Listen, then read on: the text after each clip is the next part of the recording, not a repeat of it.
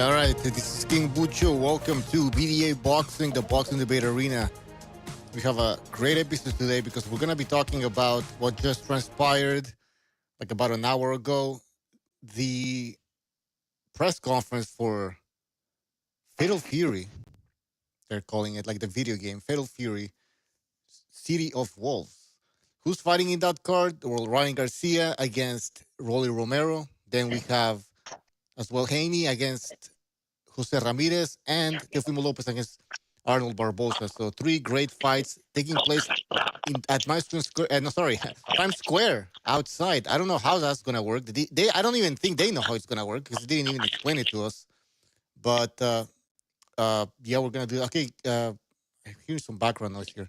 Oh wait, shout out. Oh wait, yes, we are monetized again, so you can send us super chats. You can still send us buy me a coffee. We'll see your message, and there will be a pop up on your screen.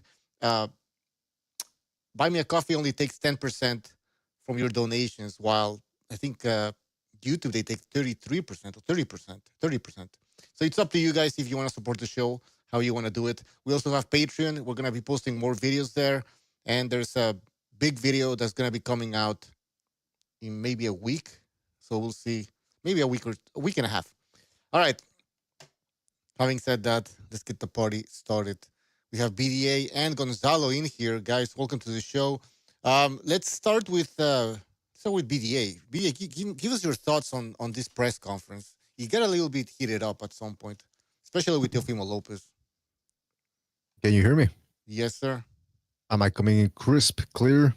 Yes, okay. crisp. Well, the press conference, much was made about it. Riyadh season of Wolves. I mean, City of Wolves.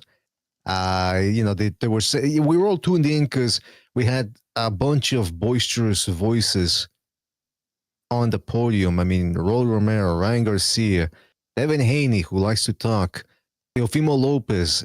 We were expecting a lot, and people tuned in because they wanted to see a circus, and it didn't turn out that way fully. I feel like Doug Fisher was, I don't know if they told him to keep these fighters on a leash, but it seems like he wanted to keep things moving as opposed to letting guys talk. And listen, with the internet culture being what it is, the YouTube boxing community, people are used to shouting matches. That type of unrestrained action and talking might not have worked in the 90s or even the 2000s, but now in the 2020s, people expect it, people don't mind it. In fact, people want it, people yearn for it. And so I felt like, yeah, it was the fighters were a little leashed, and the highlight of the press conference was Teofimo Lopez. He went in there, he talked the talk, he praised Allah at the beginning of his speech, which was weird. And I don't know if he did it to make fun of Haney or whatever, but Haney certainly smirked at the whatchamacallit, the praise to the one true God, Allah. One thing that I did find interesting about Teofimo Lopez, I do think he made sense, was when he said, like, hey, listen, compared to everybody here on these days, I earned it, meaning his championships. I say, you know what, look, we can talk about Vasily Lomachenko being compromised. He had an injured shoulder, but Teofimo Lopez, he stepped in there and fought him. He didn't wait. He didn't say, maybe 2-3 years from now. No, he fought him in 2020 when Lomachenko had a lot of people had him number one pound for pound. Okay, Josh Taylor. Was Josh Taylor on the decline? Yes. Fuck. Lopez went in there and fought him. No other guy stepped up and fought him, from 135 to 140. And he earned it in the ring. So it's true. At 27 or 20 years old, I forget how old he is, he's the most accomplished guy on that dais. And, Devin Haney, people could say, yeah, but he also won the Undisputed Lightweight Championship. First of all, that Kambosos win has not aged well. No offense to Kambosos, but, it is what it is. And those fights only happened because Lomachenko pulled out of those fights. Haney was prevaricating, running in circles. I want this, I want that. He didn't really want that fight until Lomachenko stepped in and made him look bad. That Lomachenko win is not for real. We know that. So it's true, man, that Teofimo Lopez is the most accomplished guy in there. And I don't know why he was dressed like a hillbilly with the overalls and no shirt underneath. That was kind of weird. I did find it funny that Richards and Hitchens, they had, on top of all the maniacs on the podium, they let Richards and Hitchens in, and he's yapping throughout the press conference like he wants to get up there. Nobody really knows who he is. For some reason, his nickname is Africa, even though I thought he was Haitian. I don't know what that's about. And the other thing is, hold on. Oh yeah, just real quick, how to make these press conferences better, because it could have been better. I mean, like I said, I thought the fighters were a little bit too leashed, too restrained. They should have just let them go at it. I think in order to make the press conference. Oh, by the way, where were Teofimo Lopez Sr. and Haney Sr., Bill Haney, conspicuously missing? Yeah, that's what I wanted to see. I wanted to see the fathers yell at each other. Hey, by the way, a super chat. Super chats work. They're working. All right, they're back. Let's see. Let's read the super chat. Blah, how the fuck? Here we go. Estás comiendo guajolote, says fight. Who is that referring to? A guajolote. Well, why would somebody? I mean, is there like a slang for something? I don't know. Wait, how do you say guajolote in English? It's a turkey, no? Yeah, turkey. Oh, why would it? Oh, turkey. Turkey a la chic? I don't know. Turkey a la chic. No, nobody's swallowing the turkey a la chic here. Like IBFP said, yeah, hello, can I get that Crawford meat lover? That Terrence Crawford meat lover with extra meat and put a little turkey on top. But what was I going to say about that? Okay, to make the press conference, first of all, Bill Haney and but shout out to Fight or Flight Boxing, by the way, for his contribution. Hey, but like Bucho, like you said, if people want to keep their money and really, have it go somewhere where it's worth it. I suggest people keep using the Buy Me a Coffee, well, at least for the bigger contributions, because but YouTube takes off 1/3 right off the bat. So could it be for your contributions? Yeah. Anyway, whatever. Do whatever you guys want. Fuck. Anyways. Bill Haney and Teofimo Sr., I think maybe they're saving them for a second press conference. Maybe they didn't want to use them right off the bat, but they certainly would make for a show.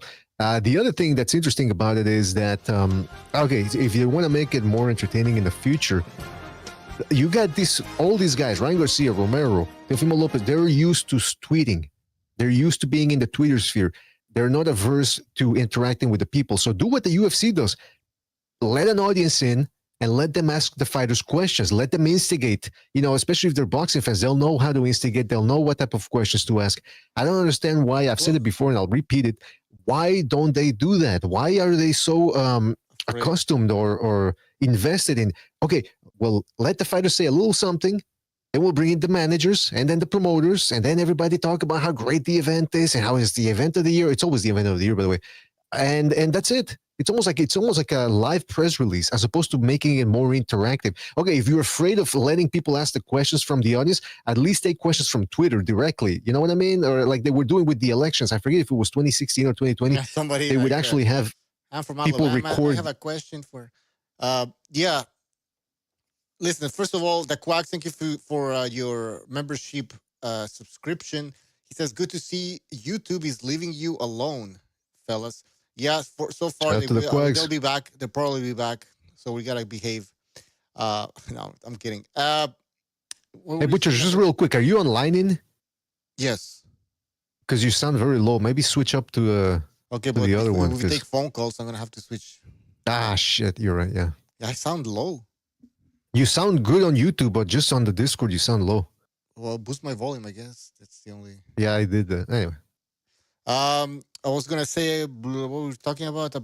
You want. Well, okay, so you want the crowd at the press conference to ask questions to the fighters, right? Yeah. Have you noticed though that in boxing, the crowds are pretty? I don't know. I'm trying to choose the right words here. Wild. You're saying the people are a little too wild? There was somebody yelling at Teofimo Lopez. Who was that? Was that Hitchens? I don't know who the fuck that was. Yeah, that was Richardson Hitchens, yeah. Yeah, but there's always somebody yelling, like somebody from the fighter's camp. Or so, yeah. Like, in this case, it was Hitchens. Okay, this was Hitchens. But usually there's, you know what I mean? There's. Devin Haney usually has people in the crowd the mom, yelling. the sister, the brother. Yeah. Remember when Errol Spence and then Crawford were doing the final press conference, and some guy, it's just like a classic, I hate to say it, but he's fucking wearing a wife beater, a live white beater, it's shorts. He's wearing sandals with socks on, and he's going at it with Crawford. Hey, man, you a fucking bitch-ass N-word, bitch-ass N. He's going at it with Crawford. Like, man, You're not fighting. Like you actually want to get into a fist fight with Terence Crawford and potentially ruin the mega fight against Spence. I mean, what a fucking idiot, man. Yeah. That is drama. The drama of boxing. All right, let's get Gonzalo. You want to jump in? Say something. Hey, how's it going? Hey, what's up? I briefly just went through the press conference like for about 3-4 minutes, and I'm just listening to BDA, and I guess it's one of those things that where Douglas Fisher, he injects a little bit of like classiness, and he's an eloquent speaker, and he tells you the right things in order to respond to what you probably should say. Like, for example, he has Barboza. You were calling him out 3-4 years ago, but wouldn't you agree that right now is the best time to take the fight? And of course, as a boxer, in his mind, he probably totally agrees with that. So he feeds you the information in order for you to respond in the best way possible. So he gives you your credit. He's not an antagonizer like Brian Custer. And I don't dislike that. I mean, it's cool. I think the fights are pretty evenly matched. So as long as the fight card delivers, sometimes like Turkey on the Sheet card, we just don't know. Like that card was built to be the greatest fight in history, the greatest fight card in history, and the fights were good. Don't get me wrong. 2 of them fell off. I'm talking about the one with Better Biff and Bibble. But really, the way it turned out, some of the fights were okay, but it wasn't like a totally exciting card. Yeah, the main event was good, but it was a close fight. So as long as these fights they give us something, hey, we don't know, man. They're pretty evenly matched. I think Ryan Garcia wins with Devin Haney versus Ramirez. You've heard me talk about it in the past, Bucho, how I noticed that there was something wrong with Ramirez. That he looked like a homeless guy. So he would Fisher asked him, so you were like on the verge of retirement, boxing head, they talk. But the same thing could be said about Devin Haney. We don't know where he's at. He took a beating too. So we got those 2 guys in a similar situation. And then the other fight, Teofimo, yeah, he dresses cringe, BDA. Fucking cringe. You always hear the same shit from him. So like to me, that WWE stuff is kind of like overrated and overplayed. As long as they fucking show up to fight, that's a good card. But I know what you mean. Yeah, if it's go ahead. If it's fake, yeah, then don't do it. But these guys are genuinely on the spectrum, so it would have been entertaining to let them go at it a little bit more. I don't understand why they had to leash them as much as they did. By the way, Blue Collar Sports TV, thank you for your super chat. He says, got a feeling Barboza beats Teofimo Lopez or gets robbed. Somebody else also said that Barboza probably stops. It was some rando. Says Barboza getting stopped by... Oh, no, he says Barboza getting stopped. Oh, yeah. I don't know what's wrong with you today. So...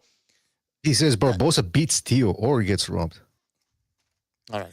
Well, I was going to... This is going to lead to my next question. What is the most competitive fight of the night? Well, a caller, I'll answer that real quick. One caller said that, hey, you think Ryan Garcia, Romero is going to be competitive? And I say, yeah, I think so because, by the way, Garcia just recently wrote a long tweet saying, oh, hey, Romero, no offense to you or nothing personal, but you're in my way. I'm going to F you up. I'm in shape. I'm taking you seriously. That's the 3rd time he said that. And then after the fights, we know what he says afterwards when he doesn't go his way. Oh, I didn't train properly. I wasn't living the correct lifestyle. So I don't trust the guy. That's why I told the caller, I said, I don't trust. That's highly likely why he took the Austrian in the first place, because he wasn't in shape and he needed to lose weight fast. Right. It wasn't so that it would make him stronger or faster. It's just the motherfucker wasn't in shape. And he had to take that to quickly shed the weight. And even then, he couldn't do it. So I don't trust him against Romero. Romero can crack. He's a big boy, big 140-pounder. But I will say that I think the fight that I'm looking forward to the most in terms of competitiveness or just the overall allure, because it's for the lineal, undisputed 140-pound championship, is Teofimo Lopez versus Barboza. Yeah, a lot of people say that. The commentators also agreed, I think, that Barboza against Teofimo Lopez is the most competitive fight, and Barboza could win that fight. So, yeah, Barboza can win, especially if Teo, he starts leaping in the air and missing and looking like he did against, the boxers that he's lost to or had close fights against. Yeah. And by the way, Carlos Diaz says if Teofimo Lopez cooks Barboza, that sets up the next matchup. And listen, I'm starting to dislike Teofimo Lopez because he's out of control. But at the same time, I think he should win for the sake of boxing. If he wins, you know what I mean? Because then he can get another big fight against the winner of Haney Garcia. So for the sake of boxing, I think Teofimo Lopez should win. And he's got more upside because of his age too, whereas Barbosa's already 32 or 33, I think. Right. Hey, can I say something real quick? Josh in the chat says BDA doesn't get how good Ryan is because he has to make the gay jokes. First of all, whether he stinks or whether he's good, I'm still gonna make the gay jokes. That's number one. Number two, I do get how good he is, but I'm not besmirching his skills or his talent. In fact, I've been accused of overrating Garcia before, like in the build up to the Tank Davis fight. What I'm questioning is his work ethic, which I think I make a pretty good argument out of it when he himself has said twice now that he wasn't training properly, he wasn't leading the correct lifestyle. We've seen him struggle in fights where he's not supposed to struggle in, and that's because he's out of shape. So yeah, I'm not questioning his skills, which again I think that he's got underrated skills and a good control of range and all that. It's just that I don't trust his work ethic. BDA, why were they saying that Garcia's a changed man since the Haney fight? What happened? Was he crazy? I don't know, man. That's a good question. It's a gimmick. He's the same guy. I don't understand. I think before the Haney fight, maybe he was a bit crazy, right? Or well, he was. It's crazy. a pre-fight gimmick. It's like with Zab Judah. Remember with Zab Judah? Hey, so Judah's in shape this time. He's in shape. Watch out. And then he got in shape and he still lost. So. Yeah. Carlos Diaz says Ryan is just on meds now. I mean, maybe. He was medicated. No, but not really, because at some point Teofimo Lopez started interrupting Ryan Garcia and they started going at it, and the crazy Ryan Garcia started coming out. If he was on meds, maybe that wouldn't have happened. But it's like crazy, yeah. It's gonna come out. You'll see as we approach the fight. Yeah, he's unpredictable. He's kind of bipolar. Yeah, no, I think he knocks out Romero easily, man. BDA. Yep. Respectfully disagree with that one. I've said it before. I think it was in 3 rounds, BDA, in my opinion. We'll take. You talking about Garcia versus Romero? Yeah, Romero can't take a punch, really. He's big and strong, but he can't take a punch. Well, Delboy in the chat agrees with you, man. He just sent a super chat. Shout out to Delboy. He says Ryan will knock out Rolly within 3 rounds. A lot of people are saying that 3 rounds. Okay. I can see that. I can see that. I can see it. By the way, this fight's taking place at welterweight. Gonzalo, do you think that's going to play a factor in this, the 147? I think it's better for Garcia because he's quicker. He's quicker, and the other guy, he's just basically the same. He's strong, but it's not going to make him quicker. And I think so if he's Garcia, he's going to land first. And I think Ryan is bigger. I mean, I know Rolly in the press conference was saying how he was too big for 135. He was too big for 140. I don't think he was too big for 140. I think he's just like telling himself that I don't think he's a welterweight. I think Ryan Garcia is a welterweight. And so he's going to he has more power. He's a stronger guy in there. And I can definitely see him beating Rolly Romero within 3 rounds. You know, and the Devin Haney versus Jose Carlos Ramirez, that's also a competitive fight, but it just might turn out to be boring. And the guy that you expect to win because he's the one that they want to fight Ryan Garcia for the rematch, and it's got more of a plot to it, is going to win. You know, if it goes to a decision, Devin Haney will win. And Jose Carlos Ramirez, he's also so unpredictable nowadays, but in the bad way, in the bad sense, inside of the ring. Wait, so something's wrong with him. I don't know what. Yeah, I know. But he's always like facing down, looking depressed, doesn't have the confidence in his voice. You know? Well, did you beat him up, Gonzalo? Is that what he's looking like that? I don't know, man. Well, so you're saying that, just to confirm, like, to understand, you're saying that the Josh Taylor fight broke Jose Ramirez? Yeah, it's one of those things that, of course, watching it through the TV, we don't know because he got hit. He got blindsided by a punch. And then, like, later, I was on his Facebook, and I was following him and stuff. Then he was drinking alcohol with his family, over where he lives in Avenal, California, and he was just looking like a hobo too. Mm. But yeah, I just got that feeling, man. This guy's not the same, dude. No, he's not. Haney should. How do I you don't think? know what happened. How do you That's the think? thing. What punch can change everything, but it's hard to believe. But actually, it is true. One punch can change you.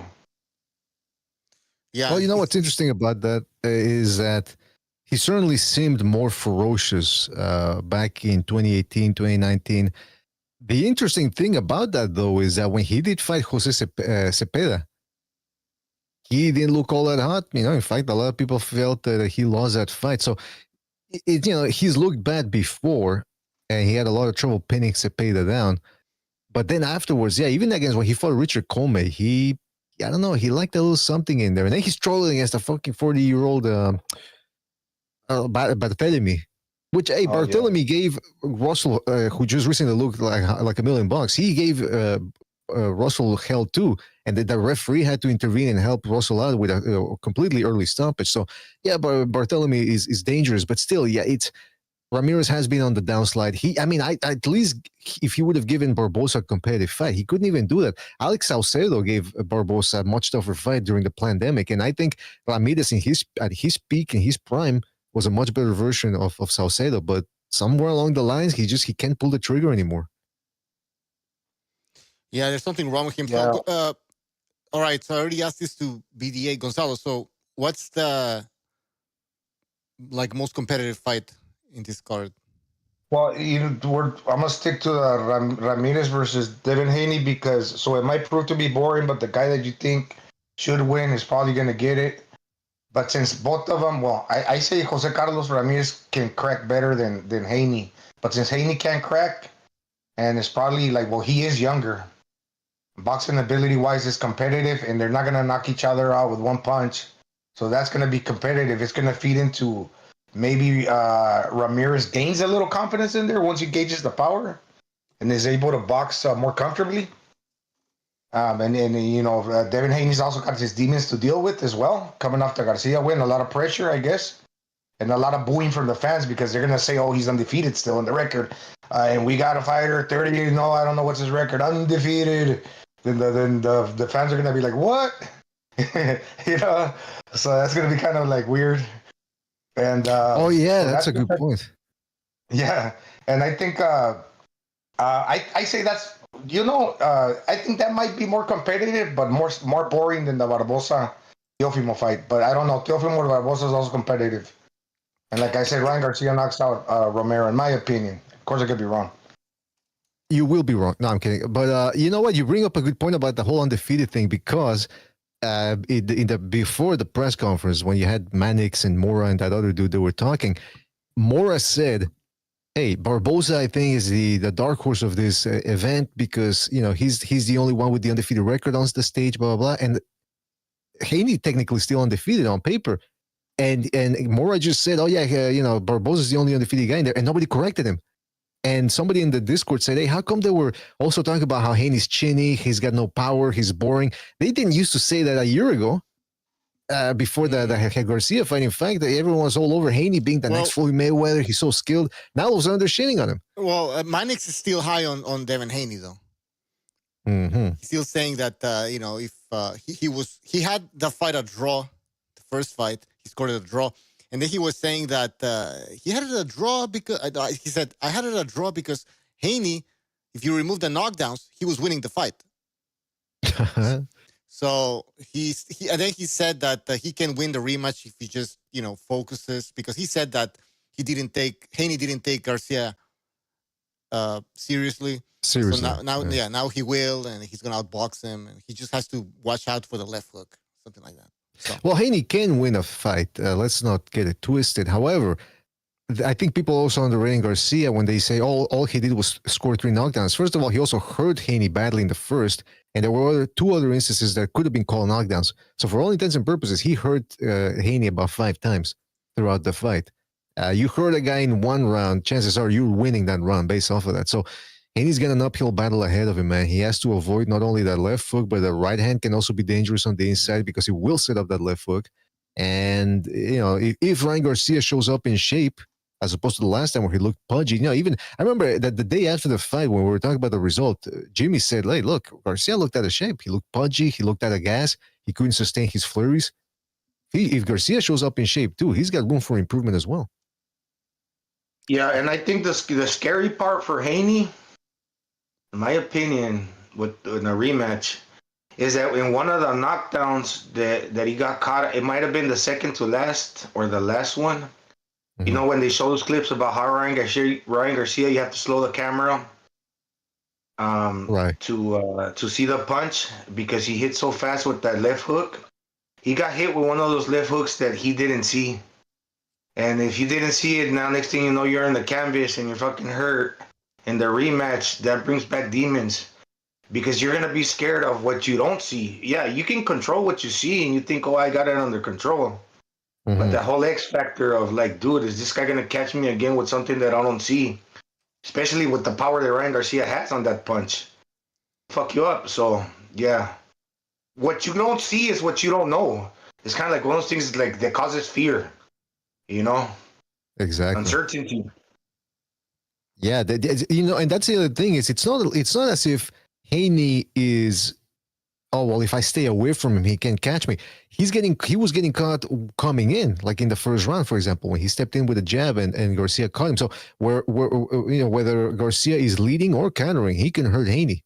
And like Gonzalo said, already Haney's a safety first guy with a lot of clinching and dipping below the waist and he's chinny. And like I said, a lot of clinching. How's he going to react now knowing that this dude can... I mean, I'm surprised Haney got up from that first knockdown. Remember how he got up? He got dropped and then he turned over and sort of started leaning forward while he was still on his hands and knees. I didn't know. It looked like he wasn't going to get up. Well, so you never know, man. Next time, maybe he doesn't. That's a question, guys, and in the chat as well. Is Haney chinny or not? Because he did go down, but he got back up. So does that mean he has a good chin? Because somebody else would have stayed down, getting hit by Ryan Garcia. That's a good point. What do you think? Gonzalo, what do you think? How would you characterize his endurance? His chin. Well, I mean, endurance to me is like the resistance, punch resistance overall. Okay, so what I think he's got a good chin. I would say because he was also in a lot of them rounds. Haney wasn't running; he was pressing Garcia. That was the wrong game plan at the end of the day. But yeah, he showed some dog. He got off the canvas 3 times. But I mean, just because you show dog, and how can I explain this?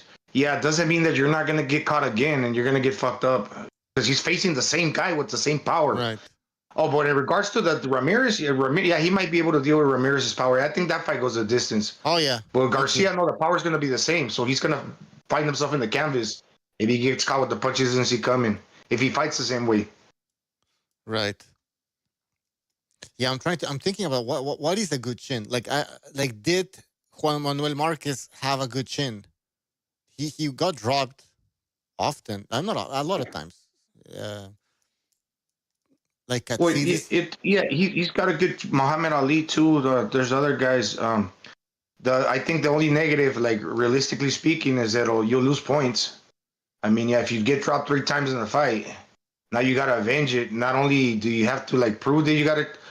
Well, I mean, yeah, you got up, but like Juan Manuel Marquez, you gotta fight from behind, coming aggressively against, for example, Manny Pacquiao. Yeah, no, it doesn't mean because if you don't get knocked out, I mean, yeah, you got a good chin and it shows courage. I guess you get caught cold sometimes, but no, yeah, it shows. Cesar in the chat says he's both chinny and has bad recovery. He keeps getting up, he says, because he's a super middleweight fighting lightweights. But that's a good point. Although he wasn't fighting a true lightweight in Garcia. Both those guys are fighting below their actual weight. But it's still, yeah, he makes a good point. I mean, Jojo Diaz was shaking him up. And Lomachenko too as well. And those 2 guys are lightweights on the lighter side. So I don't know. Yeah, I think it's true. Correct. I do think he has a bad chin. He's got good recovery powers, but maybe that's because of Snack. Shout out to Snack. My guy, Devin Haney. My guy. That's a great point. That's a great point from Cesar BDA. That's right. The recovery, how you're able to recover. Yeah. Mm-hmm. Yeah, because like Marquez would get dropped, but he would get up and he would actually come back stronger. So his recuperative powers were actually on the high side. Uh, Haney, on the other hand, but then again, Haney hasn't exactly been dropped numerous times. I mean, he did against Garcia, but Garcia's a puncher, so is he really? Yeah. Well, listen. I guess we'll see what happens in the rematch. And by the way, yeah, I don't. If Ramirez can turn back the clock, I think he gives Haney a very good fight. But that's the big X factor. Is he couldn't get past Barboza? How's he gonna get past Haney's jab? Which is, I think, Haney doesn't move as much as Barboza, but he does have that stick that will stop a guy like Ramirez, especially a diminished fighter like Ramirez in his track. So I'm not too interested in that fight. All right, I have another question. All of these boxers that are fighting these three fights, they're in around the same weight division. Or no, wait, I think they're all fighting at 147. Anyways, they could all fight each other, right? So my question is, who is the most talented boxer out of all of them? Who would be the favorite? Slight favorite, but the favorite to win against any of those guys. Who is? Gonzalo, what do you think? They're different styles. I guess Barboza more similar to Haney. Ryan Garcia more the puncher, reflex, kind of similar to Teofimo, but different frames. I say the best boxer, it could prove to be Barboza right now. What? Because he's coming off 2 wins. Yeah, true. He's coming off at the present moment. Right. Because when Devin Haney lost to Haney, then now you could say, okay, he lost to Lomachenko too. Then there was a fight that he lost against El Guadaña Garcia in Tijuana. So, a lot of people say, oh, he's overrated. Now he's kind of damaged goods. We don't to what extent. But right now, as we speak, coming off the momentum, I think it's Barboza. Wait. Who struggled against Guadaña? And what the hell does Guadaña mean anyway? Guadaña means a sickle. Sickle? Yeah. Guadaña, the one that the death carries. The death, yeah. That blade. Guadaña Garcia said fighter from Tijuana. That's when he got robbed in I forgot the name of the casino. The bar in Tijuana. Who did he give a good tough fight to? Oh, okay, that's the guy. Okay, that's the rumored guy. Okay, yeah. Yeah, Hector Garcia. Interesting. In the chat, do you know the guy? Yeah, he trains in Hector Velasquez gym. My neighbor. Well, he moved. He later moved to a different neighborhood, but he trains under Hector Velasquez. His brother's a promoter. He's a guy that fought Rocky Hernandez about 2 years ago. Well, some people disagree with Gonzalo. Josh in the chat says Barboza would get slapped by Ryan Garcia. Oh yeah, the bar's called the Rancho Grande, the casino. Yeah. That'd be an interesting fight. But then again, Gonzalo did say styles make fights. I mean, he said right now Barboza's got a lot of momentum going on. Sergio Mora said the same thing. He said, I think Barboza is the most accomplished, not the most accomplished, but the most complete fighter because he can do a little bit of everything in there. I kind of disagree. I don't think he can't fight moving forward because when he fought Sean McComb on the Haney Garcia on the card, he should have lost that fight. And when he fought Saucedo, he was getting pieced up in there too a little bit. But I will say he does have a lot of accomplishments in terms of actually having fought a whole variety of styles. To answer your question, Bucho, I think the best guy on that dais is still Teofimo Lopez, even though he's dropped decision to Cambosos, and even though I still think he lost to Sandor Martin, but as we saw, Martin just recently lost a very close fight to Puello. A lot of people, including myself, had him winning, so there's no shame in that. But I do think that it helps Teofimo Lopez in that he's fought all sorts of styles. Listen, think about it. He fought Nakatani, who's a tall guy. He's fought a pound for pound great in Vasyl Lomachenko. I mean, great in the sense of he was a pound for pound number one guy at the time in Lomachenko. Tall, rangy body puncher like Josh Taylor. He's fought runners like Jermaine Ortiz and slicksters like Sandor Martin. So he's pretty much seen it all. But I will say, going into the Barboza fight, I do agree with Sergio Mora, who said Barboza's got a little bit of Cambosos in him. He's almost as quick as Teofimo Lopez. He's explosive. He's got good legs, which is what we now know. It's been documented. Looking at all the fights, Teofimo Lopez is not good at cutting the ring off. And, that Mora was talking about, or somebody on the telecast was talking about how, Lopez now is training with Reynoso and Canelo's pretty good at cutting off the ring. I'm thinking, yeah, but I think people are falling into the same mistake of, hey, Andre Ward at one point was considered the number one guy in the world, and a lot of fighters were gravitating towards Virgil Hunter, his trainer, and they thought that the Hunter's going to turn them into a guy who can fight inside, outside like Andre Ward, and that's not how it works. So I don't know if Lopez in this short amount of time can all of a sudden learn how to cut the ring off and really put it on Barboza. Mm-hmm. That's a good point. I mean, is he taking this fight seriously? I mean, we don't know yet, but because it seems like, do you know more about? Well, maybe you don't. But was Teofimo Lopez actually avoiding Barboza? Does anybody know? That's a good, yeah. Yeah, I'll step in and answer that one. They actually asked him, Teofimo, that question during the press conference because I remember about 2 years ago, Barboza really was chasing this fight, and I remember them confronting Teofimo outside the ring, and they say, "You're gonna fight Barboza?" And he's like, "Come on, man, don't make me fight this dude." It was weird. It really seemed like he didn't want to fight this guy. So this fight actually has been a long time coming for Barboza. And they asked him directly why he didn't accept the fight, and he just started dancing around the question. And Barboza impressed him. He's saying, "You're not answering it," and they had their back and forth. Sobers, do you have your hand around the microphone? It sounds like you're amplifying it with something. It sounds like you're speaking through a megaphone into the microphone. It's like a super loud. No, but that's too loud. Turn my mic down, I guess. No, but I always turn it down, but now more so than ever. Well, I'm kidding. Hey, but Sobers, plugged in, so I don't know if I sound too loud. Sobers, I want to ask. Go ahead, sir. So, I just wanted to ask Sobers real quick. Sobers, what did you think of the telecast that the Zone people sort of calling Haney boring? They said Barboza's the only undefeated guy in there, even though technically Haney's the undefeated guy. It seems like they're being more critical of Haney, whereas a year ago they were treating him like a rock star. Well, what's going on? The training wheels have come off. He's been bug broken, and go on. They're just giving it to him raw now. No one's kissing his ass no more. Like we said many times on here, through many people's different voices, the Americans, everything is centered around that O. And once it gets busted, a lot of their careers are over. And we'll see how Haney does. We'll see. You guys think that Ramirez can put hands on him? I think he can. I don't know, man. He seems too rusty now, Ramirez. Hopefully, he can turn back the clock, man. If he's a Ramirez who beat up Maurice Hooker and what was the other guy, the Mexican dude, short, stocky Mexican guy? Yeah, maybe. Gonzalo, you keep saying like that the Taylor fight ruined Ramirez, and I sort of agree because that's when he's never looked the same since. But he did give Taylor a very tough fight too, despite the knockdowns. He was stringing combos together. He was backing him up. He even had Taylor clinching in the later parts of the fight. But it's just ever since then he's just been too rusty. The Bartholomew fight was his last one, right? That was before Barboza, yeah. Oh man! So he just lost to Barboza after he got outboxed by Barboza. I just remember laughing at that fight. Having such a hard time with that Cuban dude, who was not really a puncher or nothing. He had him rocked. It was just a funny fight.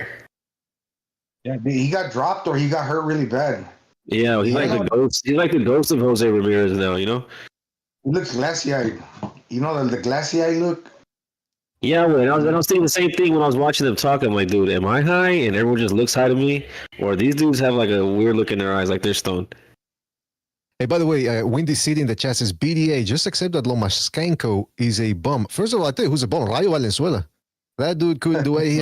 All he had to do is punch with Russell. He's getting backed up. I've never seen Lomachenko get tagged like that. So if Lomachenko's a bum, what the hell is Rayo, who this guy was winding up, no pun intended, lose him out of this, BDA.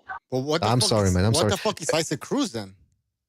Yeah. Hey, but by the way, speaking of, because he called Lomachenko, there was another guy, I forget who he was in the last stream. Actually, I think it's when I did the call-in show after the Stank fight. Some guy was calling the Tank Davis Puercota Davis. Like, what are these fucking nicknames? Puercota Davis. Puerco means pig. For people who don't know. Cerdo. Cerdo means pig or puerco. And you guys are saying guajolote, pavo. Well, pavo, I guess, is a meat. Yeah, no, I guess I'm a little biased to Barboza because my mother was born there and my grandmother, even my great on my mother's side, El Monte, California. Oh, I see. Yeah. Hey, Barboza is boring. He's like the Mexican Jack Catterall. he's not all that entertaining inside the ring. However, I did like how he was going at it with Teofimo Lopez. He wasn't staying. First of all, I don't know if you guys saw it, but there was a video where this was a couple of hours before the actual press conference. They were in a room or somewhere, I don't know, like a hotel room or something, or an office. And Lopez was sitting there just smiling here, all goofy. And Barboza's like, hey, man, when the cameras get turned on, then all of a sudden you start talking, eh? And the guy goes, Lopez goes, yeah, I can smell you. I can smell you. I can smell you. He's like, what? What's he talking about? And then Barboza said, hey, man.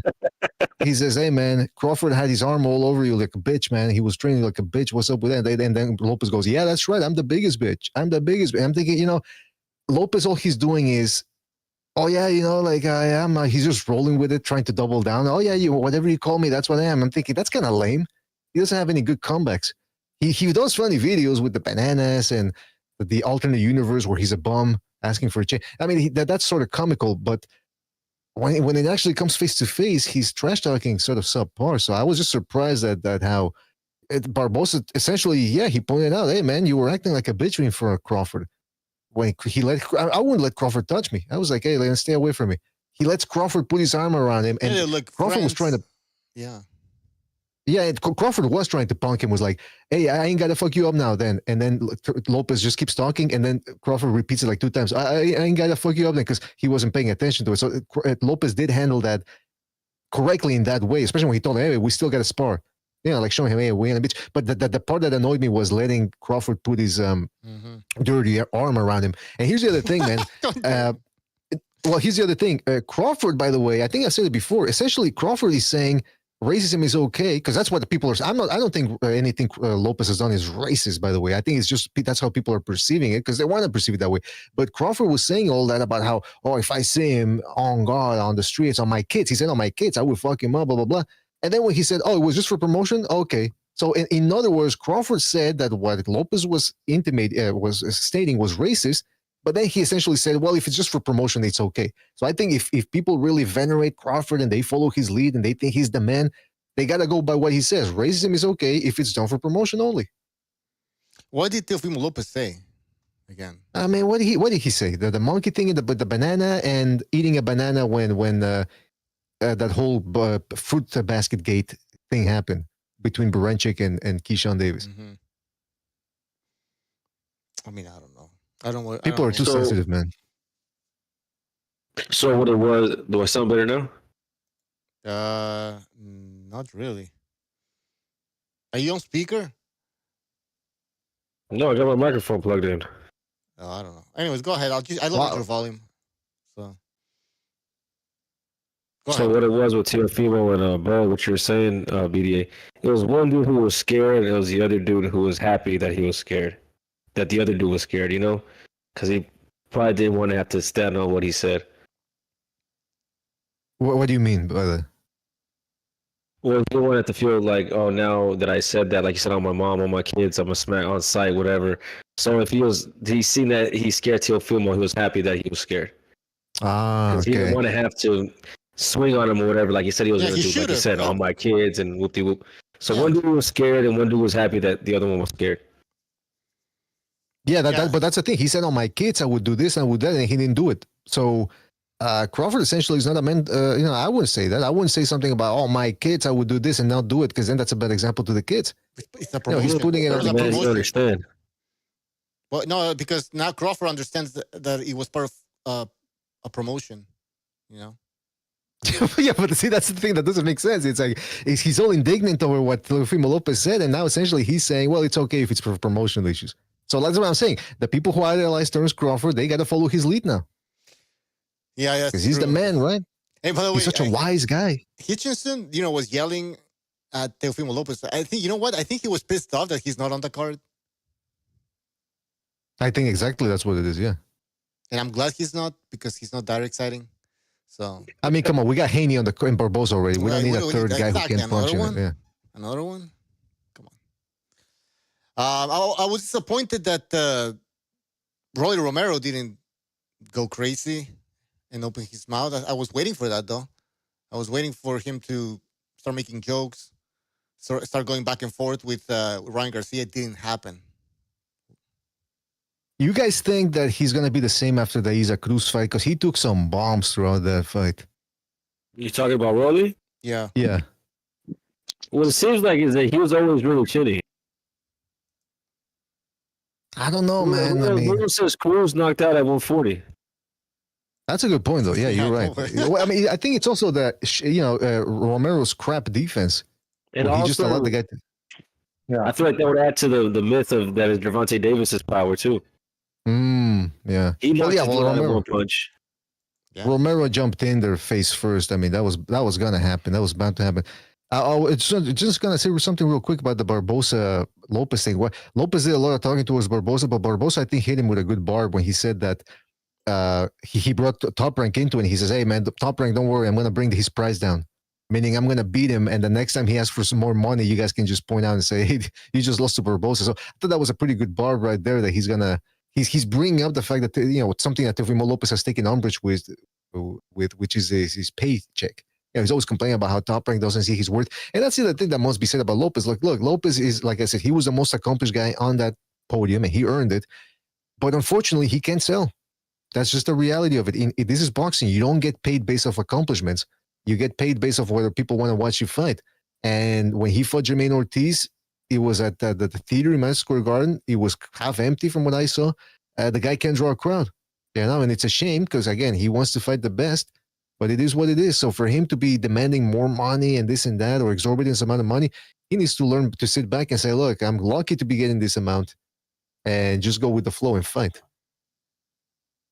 Yeah, that's true. That's true. They should all be grateful for what Turkey Al Sheikh is doing for boxing. Being promoted by SNK, Fatal Fury. They should actually sponsor us. City of Wolves. For saying the whole thing. Yeah, Fatal Fury, City of Wolves. I was going to say, though, who do you think is going to, what's going to be the most exciting fight of the night? I think it's going to be Rolly Romero against Ryan Garcia. Could be the most explosive result. Yeah, that's for sure. Yeah, because Haney and Jose Ramirez, they're going to probably go to distance. And I think Teofimo Lopez against Barboza, same thing. It's going to be a tactical fight type of thing. Technical. Those guys they're gonna be staring at each other unless we get lucky and we get a Lopez Cambosos type fight, because that was actually pretty exciting. I don't think Teofimo wants to do that. I don't think Teofimo wants to do that. Yeah, no, he's not gonna. I don't think so. I would be surprised. But one thing I do want to give Lopez credit to is, okay, yeah, he's had performances where he looks bad too. Xander Martin, Nakatani, even against Eddie Stattel. Eddie Stattel was putting it on him with the jabs. But one thing I give Lopez credit for, even when he looks bad, he never looks tired at the end of the fights. In fact, against Cambosos, he actually rallied late. Of course, then he sort of lost steam in that last round. But he's always shown up in shape, in good physical condition to go 12 rounds. Is it that, or is he not putting enough out there in the middle of the ring during the fight to, like... So, like, my son ran track, the coach would always say, if you could sprint at the very end of the race... Track. You didn't know... You're going to compare Lopez to your son who runs track. Get Chief out of here, please. All right. Let's go. All right, bye. I go ahead. Finish your point. No, just joking. Well, I'm in my car, so I'm sorry for the sound being bad. The track coach would say if you can sprint at the very end, you didn't pace yourself to go pull more out during the race until the very end. Right. So if Lopez has got all this energy left, how hard is he really fighting? That's a good point. That's a fair point. But I will say, like, for example, when you look at the Lomachenko fight, for example, Lomachenko wasn't being active because of the... Actually, he left. He wasn't being active because of the injury.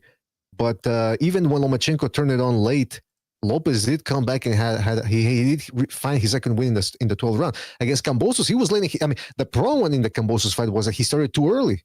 But he still found his second win. So what I'm saying is, he was in good shape for those fights. And at the Claggett fight, by the way, a lot of people make fun of him for he couldn't stop Claggett. But again, to my point, he threw 900 punches in that fight, apparently. That's a lot of shots. A lot of them were throwaway shots. But my point is, he was in there. Say what you want about Claggett, but those of us that know about him over here in this up in the true north know that he's always in great shape. And he made Lopez throw almost 1,000 shots. He's in good shape. Yep. No, he's. I mean, people are acting like this guy's shot or something. He's not. Actually, listen. Next question: who's the fighter who's most shot? Actually, that's a bad question because I don't think any of them are shot. If anybody's shot, is Jose Ramirez. But yeah, no, that's a bad question. He's coming close. He's coming close.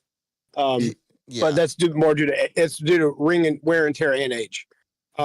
It's not because he's lived a bad lifestyle. He's just very accomplished and seasoned. Right. No, that's true. Shastar says Haney or Ramirez. I'm like, okay, is Haney shot? We don't know that yet. We don't know that. Yeah, we don't know yet. It's like Rolly. Well, I Romero mean, can I ask you guys? Yeah. What do you think about that, though? About Haney taking a year off, and he says, "Well, I wanted to take a year off for family." Now, doesn't that sort of show that maybe mentally he is kind of shot? Why do you need a year? Go ahead, Bucho. No, I just said, why do we... No, that's another stupid question from my part. I said, why do you need a year? Well, because he got his ass beat. Like, so yeah, maybe he did, he did need a year. Go ahead. Well, you saw how they threw that, like, quote unquote, birthday with the sparklers on the cakes and shouting, and still. But you saw how he was pouting that whole time. He had a mental breakdown. Now, I'm not going to try and diagnose everything about him because I'm not a psychiatrist or a psychologist. But he definitely had to lick some wounds, and I don't think he felt like doing it in the ring. Boxing was easy to him. Turned pro at 17. Everything was handed to him, despite the hard road anyone wants to say. He had his own TV network. People were sponsoring him. Not everybody gets this when they turn pro at 17, which is why we usually say he had a more privileged road. He had a very easy road to undisputed because he didn't have to collect the belts individually. So when things finally didn't go his way, not the Linares fight, which was a sign, not the JoJo fight, which was a sign, not the Loma fight, which was a huge sign, when someone who didn't show up in shape and tested positive for strains of whatever finally decided to time him with the sloppy mistakes he made, like Simon Brad did to Terry Norris, he got exposed. Difference was Terry Norris said, I want an immediate rematch. Devin Haney said, I think I need a year to think about things. That tells you the difference in errors and toughness right there. Yeah, I mean, imagine that if there wasn't a demand for the fight, Haney wouldn't have been able to postpone it for a whole fucking year. I mean, well, also taking into consideration Garcia has been suspended for a year, so maybe that has something to do with it. But true. Why not? Yeah.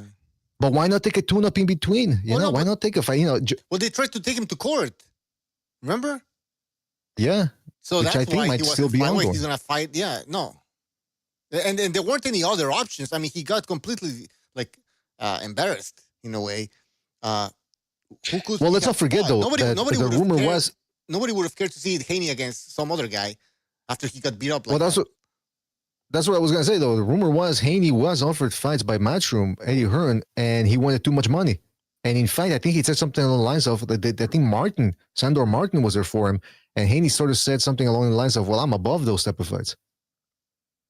Oh, like your boy Winky Wright. My boy, what about Winky Wright? So when they were offering Kelly Pavlik and Arthur Abraham and Felix Sturm, he said I was above those guys. So he just sat on the shelf and didn't fight anyone and didn't get paid because he was too good to fight 7-figure paydays to fight these guys that HBO was offering, but they weren't De La Hoya, basically is what it comes down to, because they'd already fought Shane and Felix or Trinidad by this time. So the only other real moneymaker there would have been Oscar in that area. So they're offering him 7 figures to fight all these guys. He turned them all down because they were quote unquote beneath him. What about Hopkins? Was Hopkins a big fight? Those were his words. What about Hopkins? Was Hopkins a big fight back then for him? Like I mean, for him, because he didn't draw a lot. The only reason why he got paid over $5 million is because it was Felix Trinidad. But the first fight with Mosley wasn't even $1 million. The second one was $3 million at most. And then he and Hopkins, I don't think either one of them cleared $5 million. That fight sucked. Guarantee-wise, I don't know about any back-end money if there was any, because that fight didn't do that great. So... Say what you want about Winky Wright, he still would have been Terry Norris. Opinion. What are you talking about, Winky Wright? I'm sorry. A very good opinion. Boring as a very good opinion. I'm sorry. I didn't like opinion. I didn't like. Yeah, a very good one. You got to qualify it as a very good opinion. I will qualify as the fact that there's a debate for an argument about that, but Bucho wants to move on because that's not what the story. That's not what the show is about. I keep saying Winky Wright was boring as fuck. I'm sorry. No, No, he was. He was like Shakur Stevenson. That's the best you were gonna get from Winky Wright was him outworking guys. I had a friend that met Terry Norris up in Campo, California. And he told me, hey, holy shit, Gonzo, when I shook Terry Norris's hand, it was like made out of steel. Yeah. Like Superman. He started weightlifting later for on. a 154-pound guy. But, yeah, he started weightlifting later on, so I'm opening the phone lines, guys. You guys keep talking. I'm opening the phone lines. But one thing... Mr. BDA, the other producer, had said we weren't here to talk about Winky Wright and Terry Norris. No, I mean, let's talk about something else. We don't need to... Well, I was going to say something real quick. There was a funny part in the press conference when De La Hoya said he was pontificating about Garcia, the return of Ryan Garcia, and then he says, Ryan wants to show that he wants to come back on top. He wants to get back on top. And then you heard a bunch of people in the crowd go, hey, whoa. And then De La Hoya stopped. He goes, what happened? What happened? Then people said, hey, man, you got to say, pause, no Diddy. And he goes, oh, yeah. I don't even think he got it. I don't even really think he realized what he was talking about, what they were talking about. But yeah, he sounded kind of gay when he said, Garcia wants to get back on top and he wants to come in hard. It's like, whoa, what?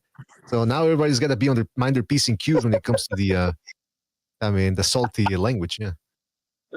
Yeah, but when De La Hoya says it, I guess there's always an innuendo. Ah, come on. Yeah, well.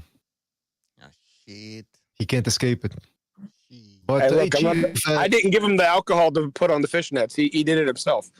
I still think those are Photoshop, man. But hey, did you manage to watch the Tank versus Roach fight?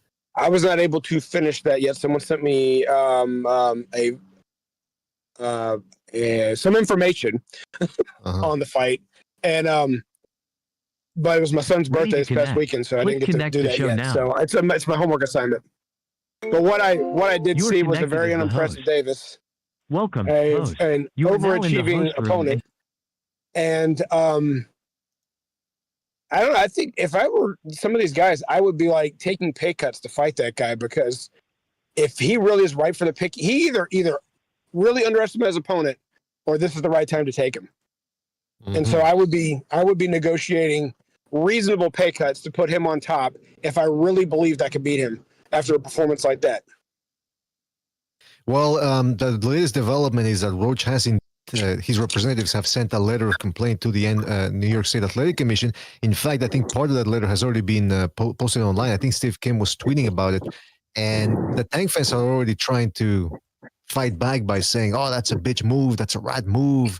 And I'm thinking they're comparing it to Haney Garcia, and this isn't the same thing because, well, first of all, I mean, Haney, for all intents and purposes, had a good case. I mean, the guy his opponent tested positive for Austrian. That's number one. And number two, in this fight, there were two very apparent mistakes from the referee, Steve Willis. So yeah, they're well within the rights to complain. And this isn't, Bucho and I were talking about this. Like Bucho said, he doesn't remember or doesn't recall a fight ever being overturned because of a decision. But, and like he said, this isn't such a case. This isn't an objective thing of, well, the judge saw it this way, so that's what it is. This is an actual two infractions that were caught on video. In fact, the New York State Athletic Commission admitting that they wanted to review it on the scene at the moment, but that due to technical issues, they couldn't do it. So even they're admitting. What the fuck's the technical issue? Anyway, guys, all right, let's take a phone call. We're definitely going to be talking about the Tank Davis Roach fight, what's happening right now. All right, let's take a phone call here. 510, you're on the air. 510. Hey, what's up? I called in to talk about Winky, right? All right, I'm gonna hang up. No, I'm just kidding. I'm just kidding. All right, go ahead. Who was the last guy before you, Bucho, that was on the panel? Chief. The one that was just talking. I'm sorry. Chief. Okay, that's right. So, talking about the Tank fight, I see a lot of people saying, if they overturn the thing, like they overturned that supposed knockdown, which I think it was, and honestly, it should have been a disqualification when Tank puts his whole half of his body through the ropes.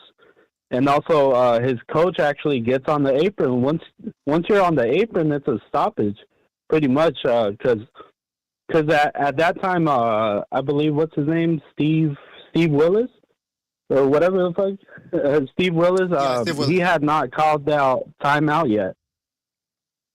So Right. so you have a coach literally stepping on the apron with a towel in his face, and you got the fighter with half his body like reaching outside the ring. So that should have been a disqualification as it is. But even though, let's say that never happened, I still have Roach winning.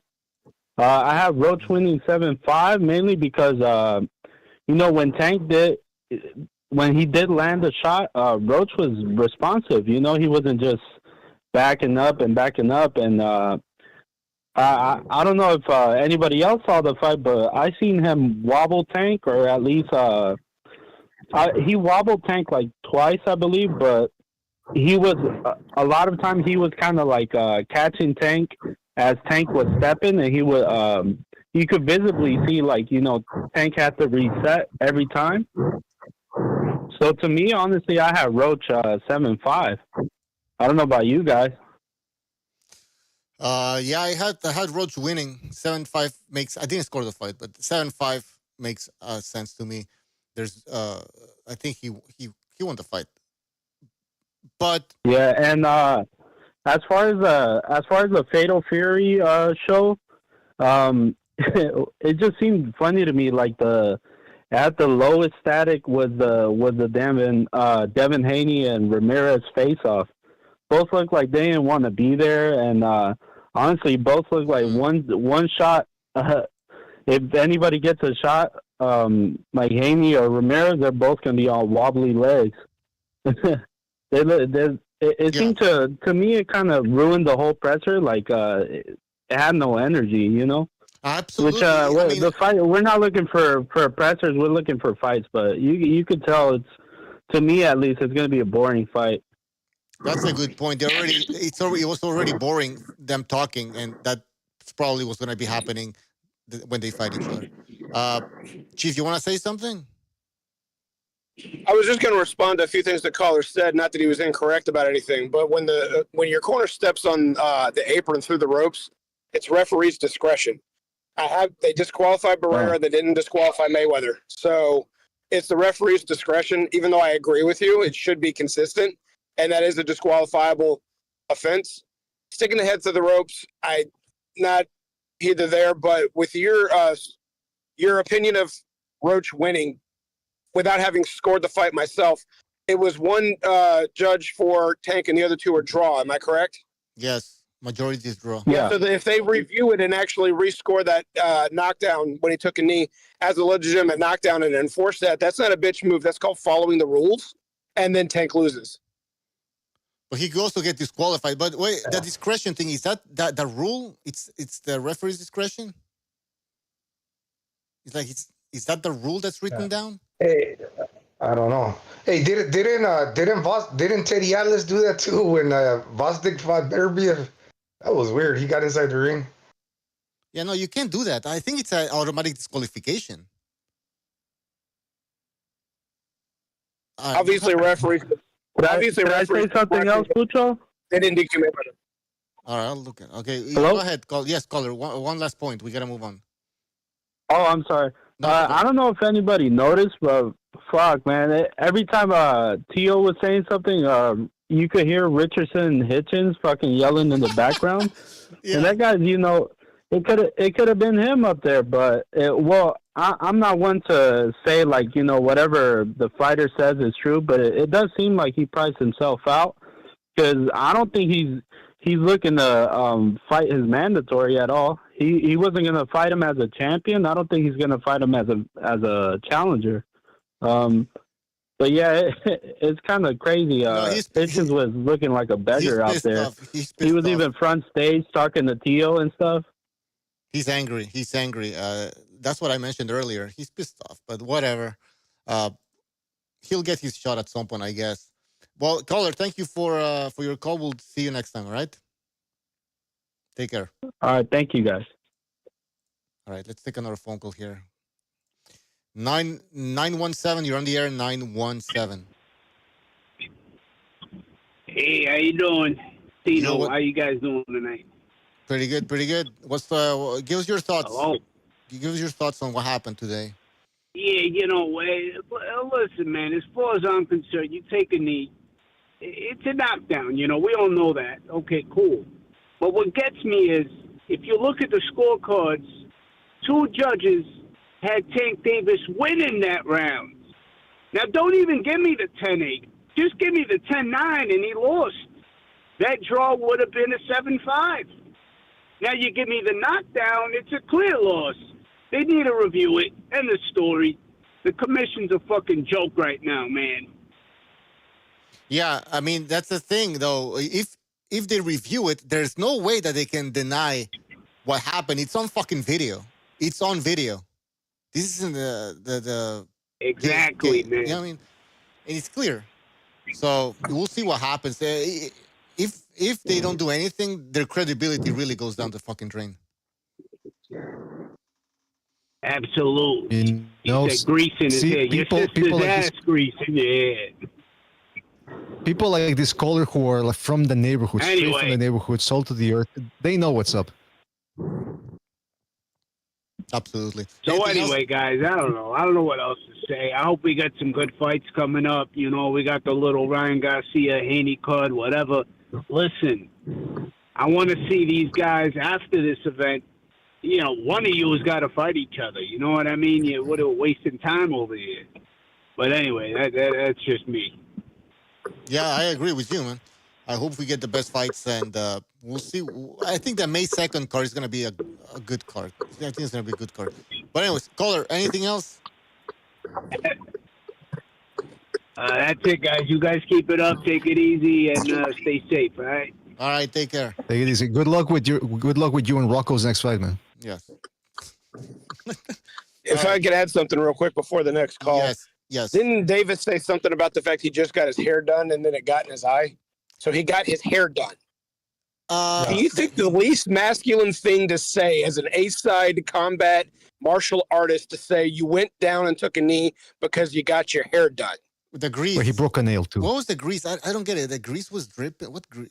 Well, no, but at least that the alleged hairdresser who worked on him came out and said that, well, she worked on his hair on Wednesday, and she said, I didn't put that much grease on him. Damn. And then apparently, I don't know if it's true or not, but apparently the Tank Davis fans, you know how they are, started going after her. Actually, I think they actually started threatening her. So. Oh, okay, I get it. Okay, so now the hairstyle. All I know is you would never heard Muhammad Ali say, well, I took that knee against Joe Frazier because I just got my hair done. He got his hair done. What the fuck? Saying. Anyways, man. Hey, Bucho, I was going to ask you, so these fights are all at welterweight? It's hard to come, like, I still watch boxing, but I'm not, like, who's the champion at welterweight right now? It escapes me right now. There's no legit lineal welterweight champion. Yeah, so then again, nobody's done nothing in welterweight, and what? They just get handed over like an empty division, kind of like a vacant division, to see who takes it over? It's a transitional period right now at welterweight, yeah. No king. Yeah, that's right. Then you got the crop of the young fighters moving up to 140. That's a reshuffling divisions. Right. Hey, Teofimo Lopez fighting at 140 or 147? I guess. I just checked ESPN. They say it's all supposedly 140, but what I suspect is that it's 140, but probably some sort of catchweight where they're allowed to come in 2 pound overweight or something. So they got listed as junior welterweight, but it's for Romero and Garcia, it's probably gonna be welterweight. All right, let's take another phone call here. 916, you're on the air. 916. What up, man? Yo, what's up? What's on your mind? Just calling about the fight, man. Just chilling, man. Everybody's talking about this fight and stuff, but I think it didn't help that the fight before the challenger showed what a challenger should do to look hungry, you know? Like, he went in there, he beat the crap out of that dude, you know? And I think Roach probably should have had that same mentality, like, to go after him instead of sitting back like he was a champion. You know, like, he needed to do a little more, man. Yeah, that knee shake sucked and everything, but I don't feel like he did enough. I'm used to seeing Chavez fights. I grew up in the 80s, 90s watching fights. That was not a fight, you know? Yeah, no, it's not the same type of fighters these days. Definitely not. I don't think that helped him, bro. That he didn't want, like really go in there and beat him up like Russell did. Like, that fight was crazy, man. That dude went that dude showed, like, after his loss, what it takes to come back, you know, and get that belt. Yep, absolutely. You want to give us your thoughts? And I think when he fights, Puello will be tight, bro. That Puello rematch and him is going to be good. Yeah, that's going to be a good one. I don't know. I still have Puello. They're probably going to do the other fight, too, the same time, you know? You don't think they'll make the same fight, like, part 2 of both of them? Like, it would be the undercard to Davis and Roach part 2? That would be a great idea. But I actually think Davis doesn't seem very interested. That'll be tight, bro. No, but did you? I don't know if you saw the interviews. Tank Davis doesn't seem interested in a rematch. He doesn't? Well, I mean, you know, I don't know what to believe anymore, man. There's so many people on this YouTube stuff, man. Like, I just came across you for the first time, and, like, I've never really seen your show, bro. Like, it's tight, bro. I like it. You know what I mean? You guys keep it, like, I mean, I don't know. It's pretty equal, you know. Everywhere it's either one guy or the other. Nobody's really just in the middle, you know. Right. Well, you should join the Open Lines Friday show. Anybody can join. So we got like a lot of people that jump on this. On Fridays? On Fridays, yeah. What time are you guys usually on Fridays? Same time? Same time? A little bit later, like 7 p.m. Eastern time. Oh, man. Yeah. Yeah. That's cool, bro. Yeah, man. Boxing ain't the same, man. But, you know, it is what it is. Nothing else to watch and shit. Yeah. You know what I mean? At least I fucking cheese me at Telemundo boxing, eh? No, that's shit. All right. Thanks for calling, all right? Call back again next time. Thanks a lot, guys. God bless, man. Yeah, God bless, man. Peace out. All right, peace. All right. Let's take another phone call here. 410. This dude sounds Mexican, like some of us. Yeah, I think so. Welcome. I think so. 410, you're on the air. What's up, biatch? Yo, what's up? What's up, EDA? This is Bucho, but hey, is also here, don't worry. Yeah. Tank Davis. I didn't order the fight Saturday night, boycotting Tank until he fights the top players. However, I did get to watch it, and after 3 days of hearing all about it, it wasn't no blowout, man. That wasn't no robbery. That fight was tactical through 6 rounds. I mean, it's hard to say, you know. I thought Roach edged it, but it's nothing like what I've heard. People were acting like Tank just got his ass just totally whipped. It was an inconsistent performance from Tank Davis, but he's not alone. Teofimo Lopez has turned in very inconsistent performances. So has Lomachenko against Teofimo and others. Devin Haney, you know, despite what Ryan did, he basically got his ass whipped. Gary Russell won the title the other night, but in his fight prior to that, he got beat. So did Matias. Mm-hmm. Tank Davis's popularity is not going to suffer from this close decision. In fact, it's probably going to get better. It's probably going to, because everybody's talking about it, and that's what's key. Everybody's talking about it. They'll likely rematch, and we'll see how it goes. Wow. I thought Roach edged it. I did, but I didn't see any blowout. The knockdown, that was bullshit, though. That was. You can't do what he did there. You just cannot. And not have it called a knockdown. But even if he did call it a knockdown, I still don't think Tank Davis loses a decision there. He just doesn't.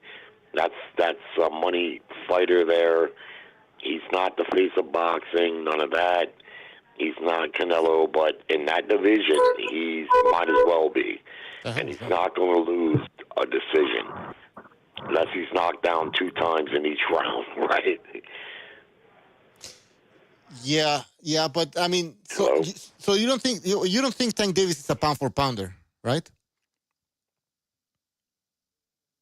I think he may be somewhere in the lower, between 6 and 10. I'll be honest with you. I'm not a pound for pound. I don't really play into that bullshit. That's very subjective. I know who the top fighters are in each division, and Tank Davis is one of them. I'm disappointed that he hasn't faced all that talent that's come through there. just like anybody else, man. So, like I say, he's had, I think, 5 or 6 pay-per-views in a row. I bought them all. I didn't buy this last one because I knew Roach was a solid fighter, but it's just too much top-level talent. You never seen an A-side fighter have that much problems making big fights. Ray Leonard had people lined up around the block. So did Oscar De La Hoya, Floyd Mayweather, Mike Tyson, as fearsome as he was. There was lots of guys that were willing to fight, but Tank, and I don't know if it's him or his handlers. Something tells me it's his handlers. People got to realize he doesn't get to decide. He just doesn't. He doesn't get to decide. Okay. It's not up to him. It's up to who the PBC will finance for him to fight. Just like any fighter that has handlers and promoters. Fans so you believe that Tank Davis... the fighter is in control, sorry but they're to cut you not. off. Okay, so you think that Tank Davis wants to fight all these other guys, but he can't. Yeah, I don't see why he wouldn't want to fight them. I mean, the guy's a badass. I mean, yeah, he didn't look good the other night, and I thought he lost. I thought he lost to Pitbull Cruz in that fight. I thought Cruz edged him. But he's a top player. He's a real power puncher. I don't see why he would be afraid of like a Shakur Stevenson. What the fuck is he going to do besides run and clinch? Keyshawn Davis has a better chance because he could probably outbox Tank. But people off of this one decision fight where he likely should have lost, people somehow forget this guy can KO people, man, with both hands, and he's a KO puncher. Problem is, he's just not fighting the top guys, and the question is it him or is it his handlers? And to me, it's a no-brainer. It's his handlers. That's why he's frustrated. He's the only moneymaker that they have over there, so they protect the shit out of him. And I think he, as a fighter, I don't see who he's got to fear. Win, lose, or draw. I just don't see why he's got to fear any of these other cats. Yeah, no, I don't. I mean, what is fear in boxing? Can a boxer really have fear? I don't know. I don't think so. But after struggling with Lamont Roach, who was a 16-1, he was a 16-1 underdog, I believe. Anyways, the odds were pretty big, pretty wide. After Tank Davis, my question is like, what are Tank Davis's chances against, let's say, a 140 pounder like Teofimo Lopez, Devin Haney, Ryan Garcia, hydrated Ryan Garcia, when he struggles with I mean, it's a different night, different fight. Who's to say? You can't judge from. Listen, Ruiz was like a 19-1 underdog against Anthony Joshua. He beat him up, beat him down, knocked him down 4 times, made him quit. And he was a 19-1 underdog. Right. Upsets are a part of boxing, and that was a blowout upset. This fight was not that. It was not a blowout upset. It was Tank expected to deliver a knockout in the second half of the fight, and he didn't do it. And arguably, he lost. And I thought he lost. Like I said, no, I'm not saying. I'm not saying he was. I'm agreeing with you that it was closer fight. This wasn't Ruiz. Joshua. It's not like Tank Davis got whooped, as some like to say, but he still struggled. And Tank Davis was a 16-1 favorite. And, if they have a rematch, it's still probably going to be close. Wouldn't you agree with that? Possibly. I mean, listen, we don't know about Roach. We know Roach lost to Herring, but I'm not one to count a loss again. I've seen the great Roberto Duran get knocked out cold by Tommy Hearns. Knocked out cold, flat on the mat, doing a lip stand. Tommy Hearns. And Roberto Duran's one of the greatest fighters that ever lived. So is Tommy Hearns. So is Tommy Hearns. Roach lost to Herring, but that doesn't mean anything. This guy showed up fit, very ready to fight. He was very fundamental. Tank Davis was not able to land that killer power. And so typically, in the sport of boxing, throughout the history of it, the biggest punchers are rarely good boxers. If you take them the distance more times than not, you probably win that. You deserve to win. It's just how it is. Now, there are a few exceptions, but Yeah, typically, if you're a big puncher, those guys never really develop great boxing skills. And Tank Davis is short. He's got short arms. He's not really built for boxing. He's built for destruction. Well, and that's what he does best. And when he can't do that, he maybe gets beat. well, that's my thing. I don't think he's as good as some people make him out to be. I mean, it's not that just he's Well, I think it wasn't a one-nighter here. I mean, he struggled against other boxers in the past before. Boxers he shouldn't have struggled against. I mean, of course you can struggle against another boxer. You're fighting an elite boxer. Of course that's going to happen. But against Isaac Cruz, that shouldn't have happened. Well, Isaac Romero Cruz is a good fighter. He's a top player. He's got one loss, and he's a bit one-dimensional, of course, but you still got to deal with that dimension. He's a tough little dude that comes forward, throwing power punches. He keeps his chin tucked. He's a tough dude. In this day and era, he's a top player. And so while he's not the most skilled fighter, all fights aren't won just on skill. Sometimes they're won just on the fight. And if you can't fight a guy like him off, you got a problem. You got a problem on your hands. But, now, I would say Tank Davis fits into that mold to a slightly lesser degree, but Roach was able to fend him off. And so what you got there is a decent fight. It wasn't really a good fight, but it was kind of close in that it was strategic. The knockdown was bullshit. The Roach should have got the decision, but anyone who's watched boxing more than a couple years knows that when you're the money fighter, you're almost always going to get the benefit of the doubt. Yeah, but caller, how can we know?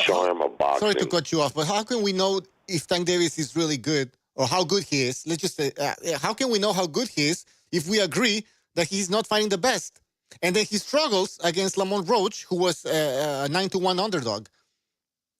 And he struggled against Cruz. So, so how do we know how good this guy is? Well, we can't know exactly. Greatness is judged by greatness. So Ray Leonard's great because he beat Hearns, he beat Duran, he beat Hagler, Benitez. So greatness is judged by greatness, and I'm a big critic. While I'm a fan of Tank Davis, I'm a critic of the fact that there's been so much talent between 135 and 140 that he hasn't faced. Given that, I watched, like I said the other night, I watched Gennady Golovkin make 18 straight title defenses, and he looked good doing it, and he was a monster. Problem is, he was favored to beat every one of those fighters. Every single one. He was heavily favored. And I used to tell people, this guy's a beast, no question, but slow down. He's beating guys that he's supposed to beat. Right. When he fought Darenchenko, Canelo, and Danny Jacobs, what happened? Stoppages went away. You're talking about fights that he may have lost all four, or he may have drew into, lost to. You're talking even money at that point. Yeah, so I don't hold an inconsistent performance against a fighter no more than I would hold it against Teofimo Lopez, Devin Haney, Shakur Stevenson, or any of these guys. Just because Tank gets more attention, sometimes you got to separate the hype from the hyperbole. Right, I agree. But caller, I mean, Golovkin did do what he had to do against these contenders he was fighting. Right, he stopped them. Tank Davis he should have dominated Lamont Roach. He should have dominated Isaac Cruz, who was a late replacement. He should have done a lot of things, and he didn't. So that's the difference between him. Yeah, but who's to say he should have dominated him? That's where you got to separate the hype from the hyperbole. Because Tank Davis, as powerful as he can punch, he's just a fighter like any of the other ones. If any of the other ones can have inconsistent performances, he can also. Just because he gets attention more than they do, doesn't mean necessarily that he should be held to a standard where he's not going to knock everybody out. Roberto Duran has a couple losses on his record against a guy. I can't remember what is this guy's name, but Duran was supposed to blow this guy out. This is a lot of name dropping. This is a lot of name dropping and hyperbole historian going on here. Here's the situation. He claims to be the face of boxing. He claims to call his own shots. I don't care what we think about who his handlers are.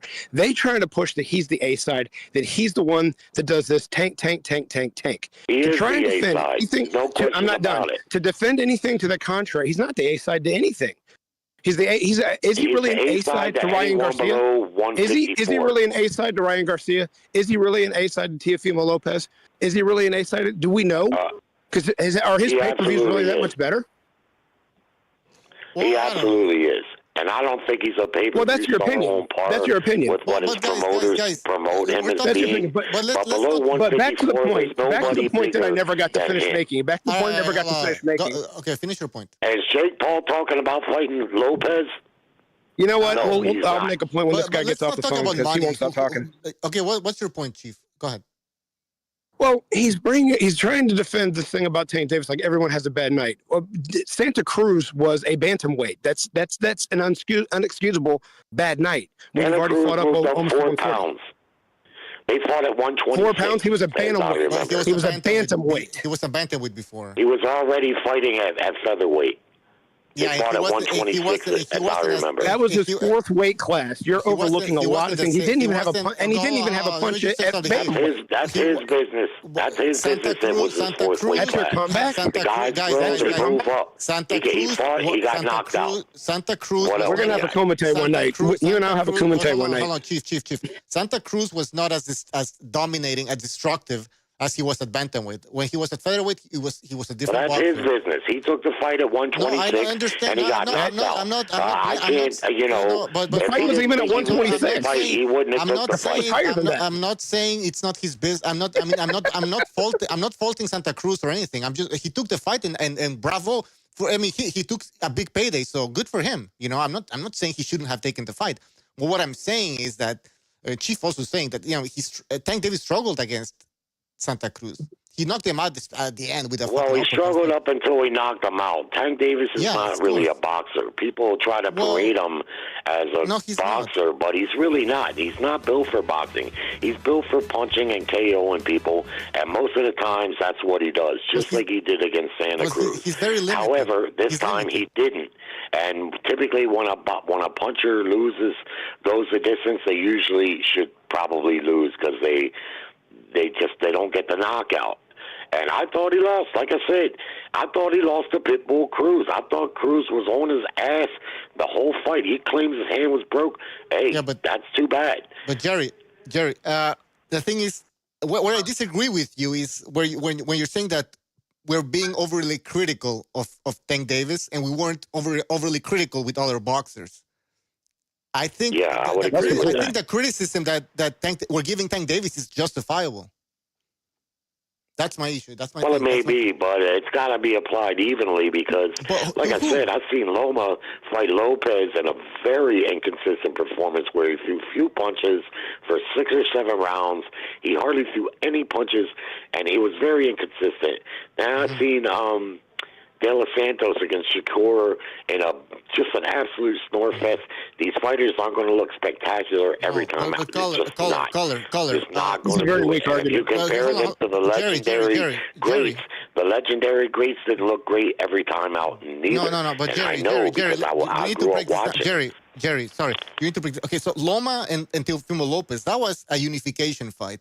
Both guys were the 1 and 2 in a 135 division. So it was a close fight, and of course, nothing much happened. Lomachenko ended up losing. Well, we're not going to criticize Lomachenko for that. What am I going to say? I mean, sure, we can say that he should have done more, maybe to win the fight. But it was an elite. It was the best fight at lightweight. Now we're talking about Gervonta Davis against a 130-pounder. Yeah, well, Lopez had like 11 fights when he fought Loma. The guy just won the title. He only had like 10 or 11 fights when he fought Lomachenko. So keep that in mind. And while you keep that in mind, I could give you a trillion examples of fighters underperforming on any given night. This happens to fighters. No, this is from everyone. You're from mentioning one in people's careers every once in a while, but we're saying the fact that's consistent with Davis happening against fighters that shouldn't happen with. And there's the difference. You're mentioning one fight over and over again. No, there's no difference Loma. because and I yet can we've give gone you over a many million fights examples where top-level fighters struggled against fighters they weren't supposed to struggle with. There's a million examples. This is boxing. It's not a video game. Every night is not scripted. Every fight is not going to end in a knockout. And every fight, the fighter is not going to perform up to the level that we think the hype would suggest. That's Tank Davis. That's Tank Davis Alvarez. is a guy with a thin Jerry. Jerry. Tank Davis is a guy with a thin resume. Thin resume. So he doesn't fight the best. We agreed. He doesn't fight the best, and then he struggles with Isaac Cruz. He struggles with Lamont Roach when he was a 6-1 favorite. So this isn't just one night, and every other night he's looking spectacular, fighting the best of the best. No, this is not a one-timer. This happened before against. No, but the reality is he didn't struggle with Lamont Roach. He got outboxed for 4 or 5 rounds, like he typically does, and then he knocked Lamont Roach's head off. Jerry, you said it was a close fight. Jerry, you said it was a close fight. He didn't knock out Cruz, and I'm telling you, I thought he got outworked in that fight, and he lost. And this fight here, same thing. However, I know how to separate the hype from the reality and the hyperbole. I don't watch fighters from the greatest of the greats to right down to Tank Davis not have their best performance. It's not going to hurt him. In fact, it's probably going to help him. Was it a close fight or not then? I'm confused. Was Roach, Tank Davis a close fight? Up until the 8th round, I thought Roach was winning the whole fight. Now, Jerry, my question is pretty simple. The whole fight, at the end of the night. We must not have any other callers. Was it a close fight at the end of the night? I just told you, I thought Roach was winning the fight at the time of the stoppage. Yeah, I was surprised that all 3 judges had stoppage? There's no stoppage. Roach didn't get stopped. I don't even know if you know what you're talking about anymore. You said the wrong weight class for the reality is, not only do I know what I'm talking about, I'm straight up owning you guys.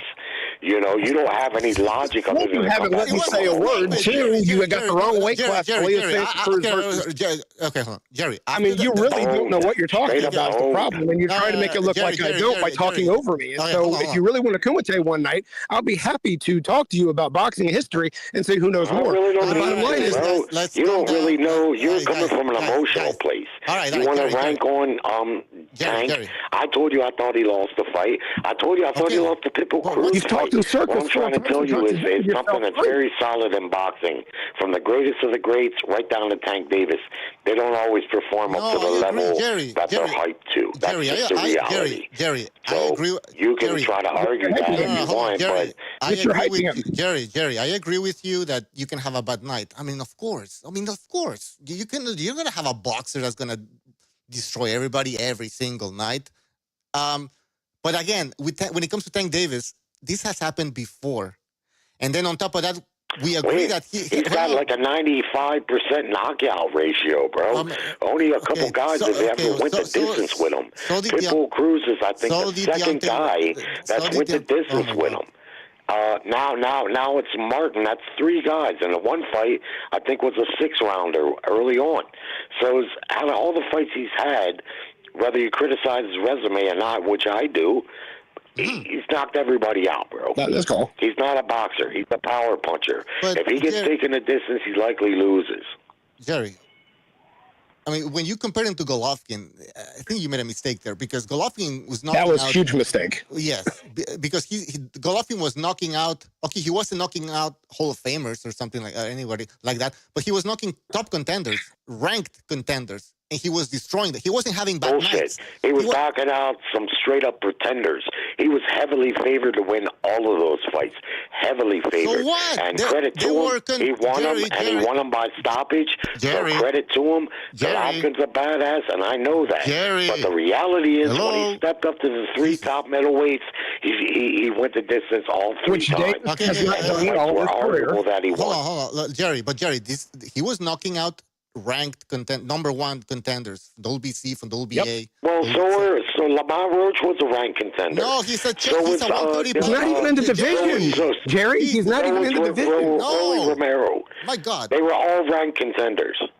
My goodness gracious. If you want to play that game, that's just a foolish game to play. Because Lamont Roach is a junior lightweight. He's not even ranked in the lightweight division. Lamont Roach has fought at 135. There was no size advantage in that fight for Tank Davis. Tank's too small to have a size advantage. He's not the point. He's not a lightweight. He's not a ranked lightweight.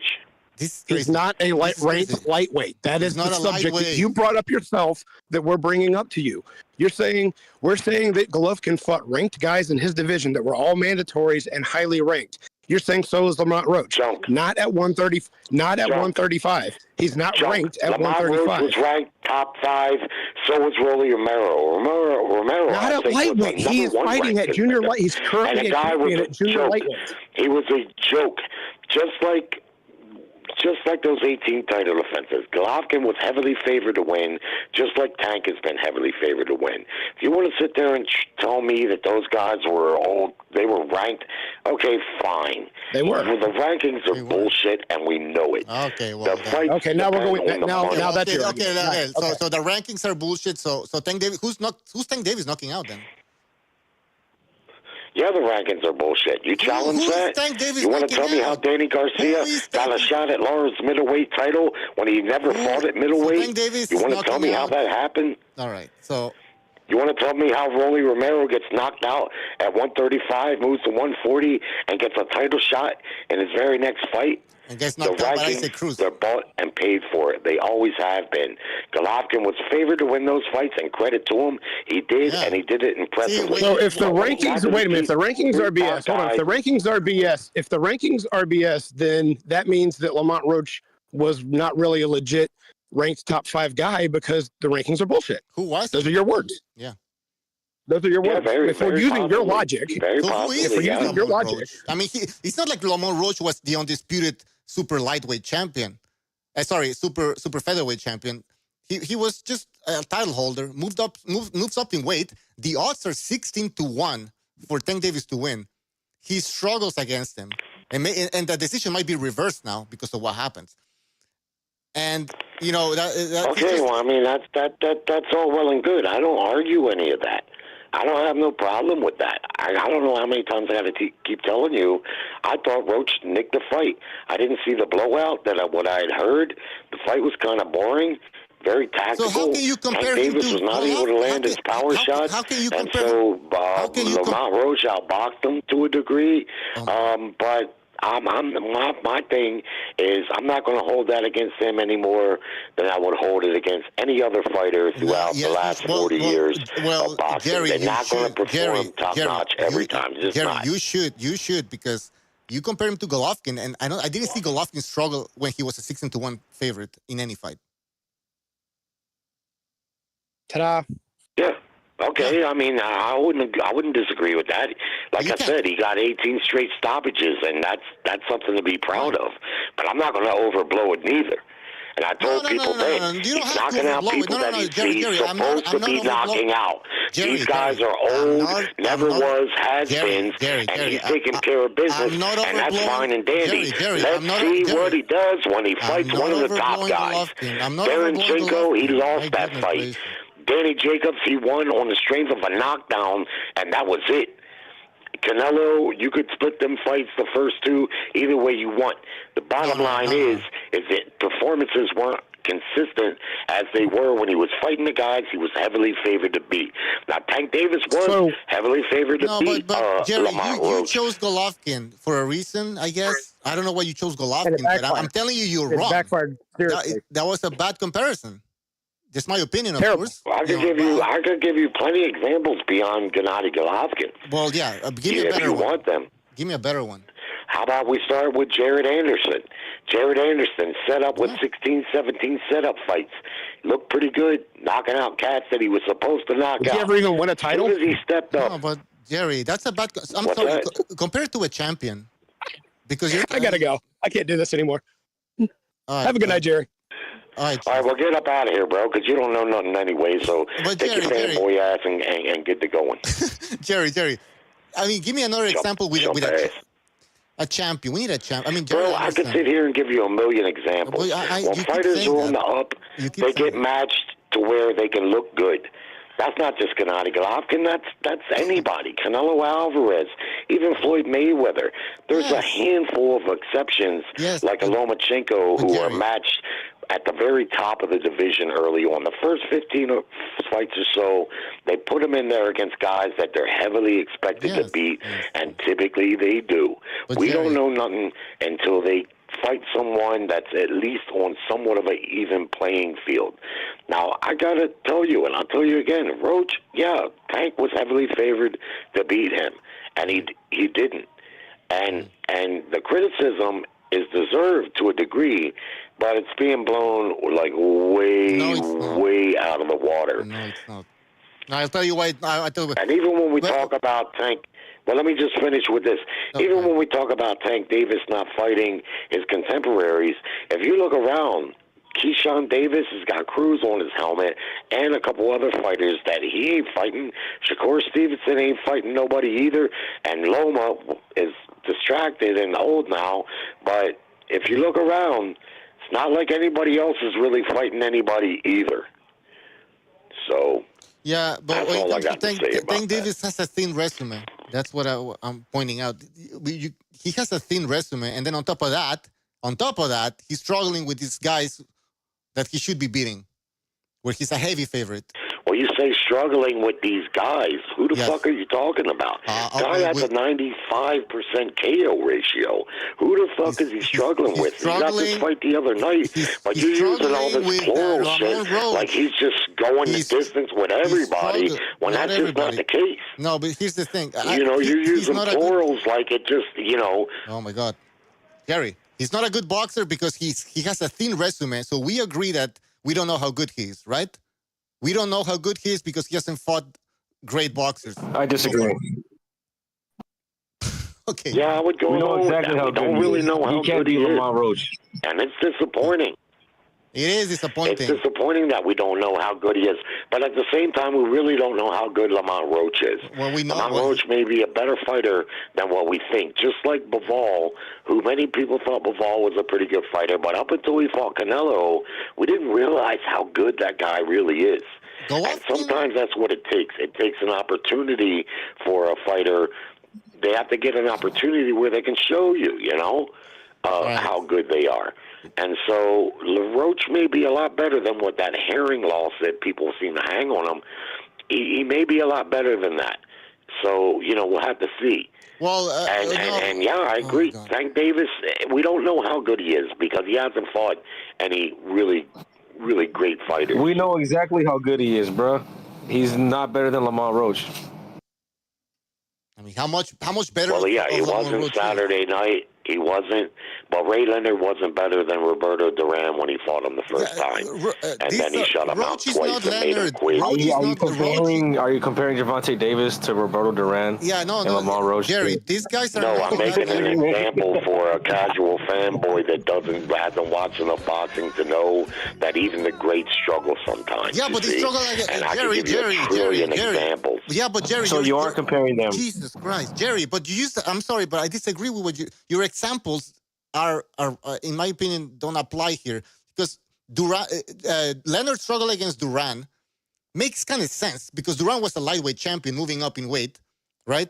So it makes sense. He's fighting a legend.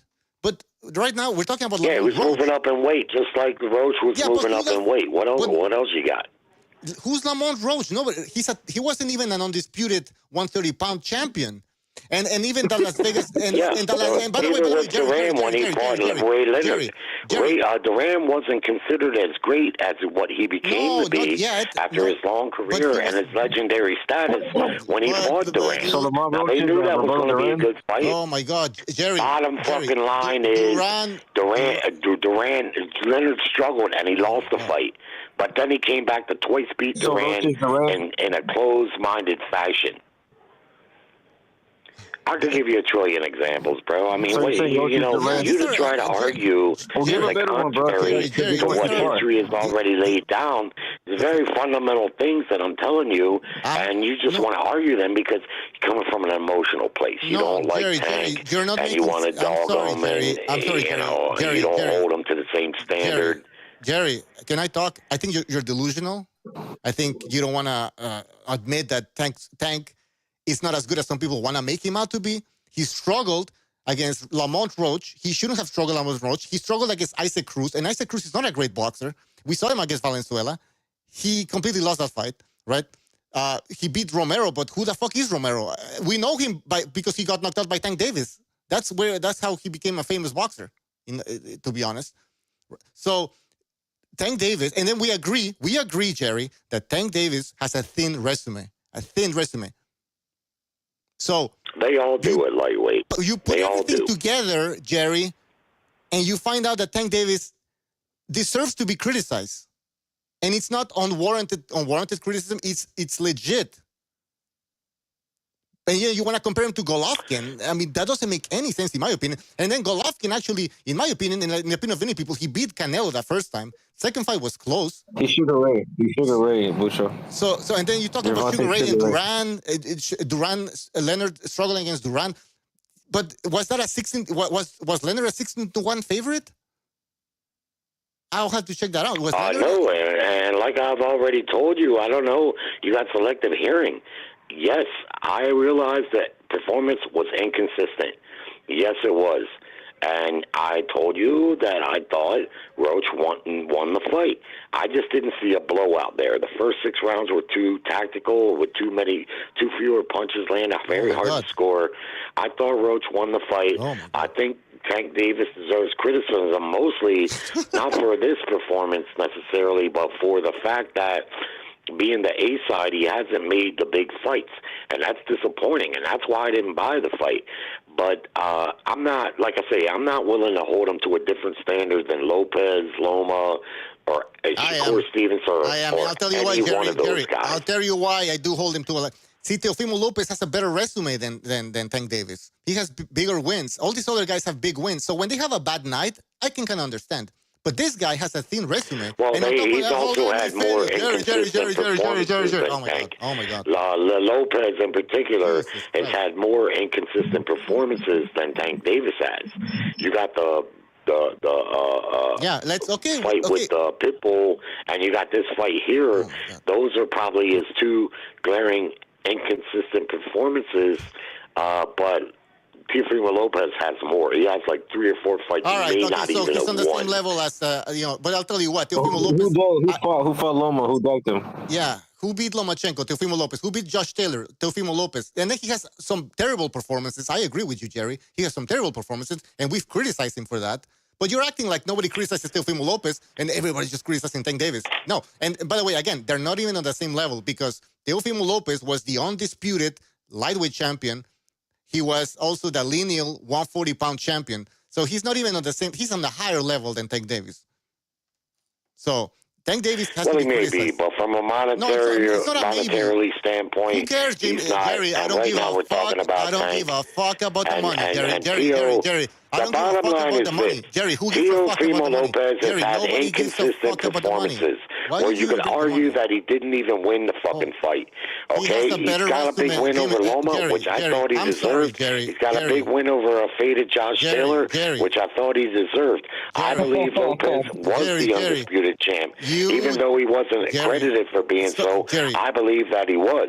However, we're talking about inconsistent performances. That's what I'm talking about. I'm talking about fighters that every night don't... Hold on. Why do you keep interrupting me, bro? You keep talking Let me get off what I gotta say. I didn't finish before. And then I'll listen to you like I just did.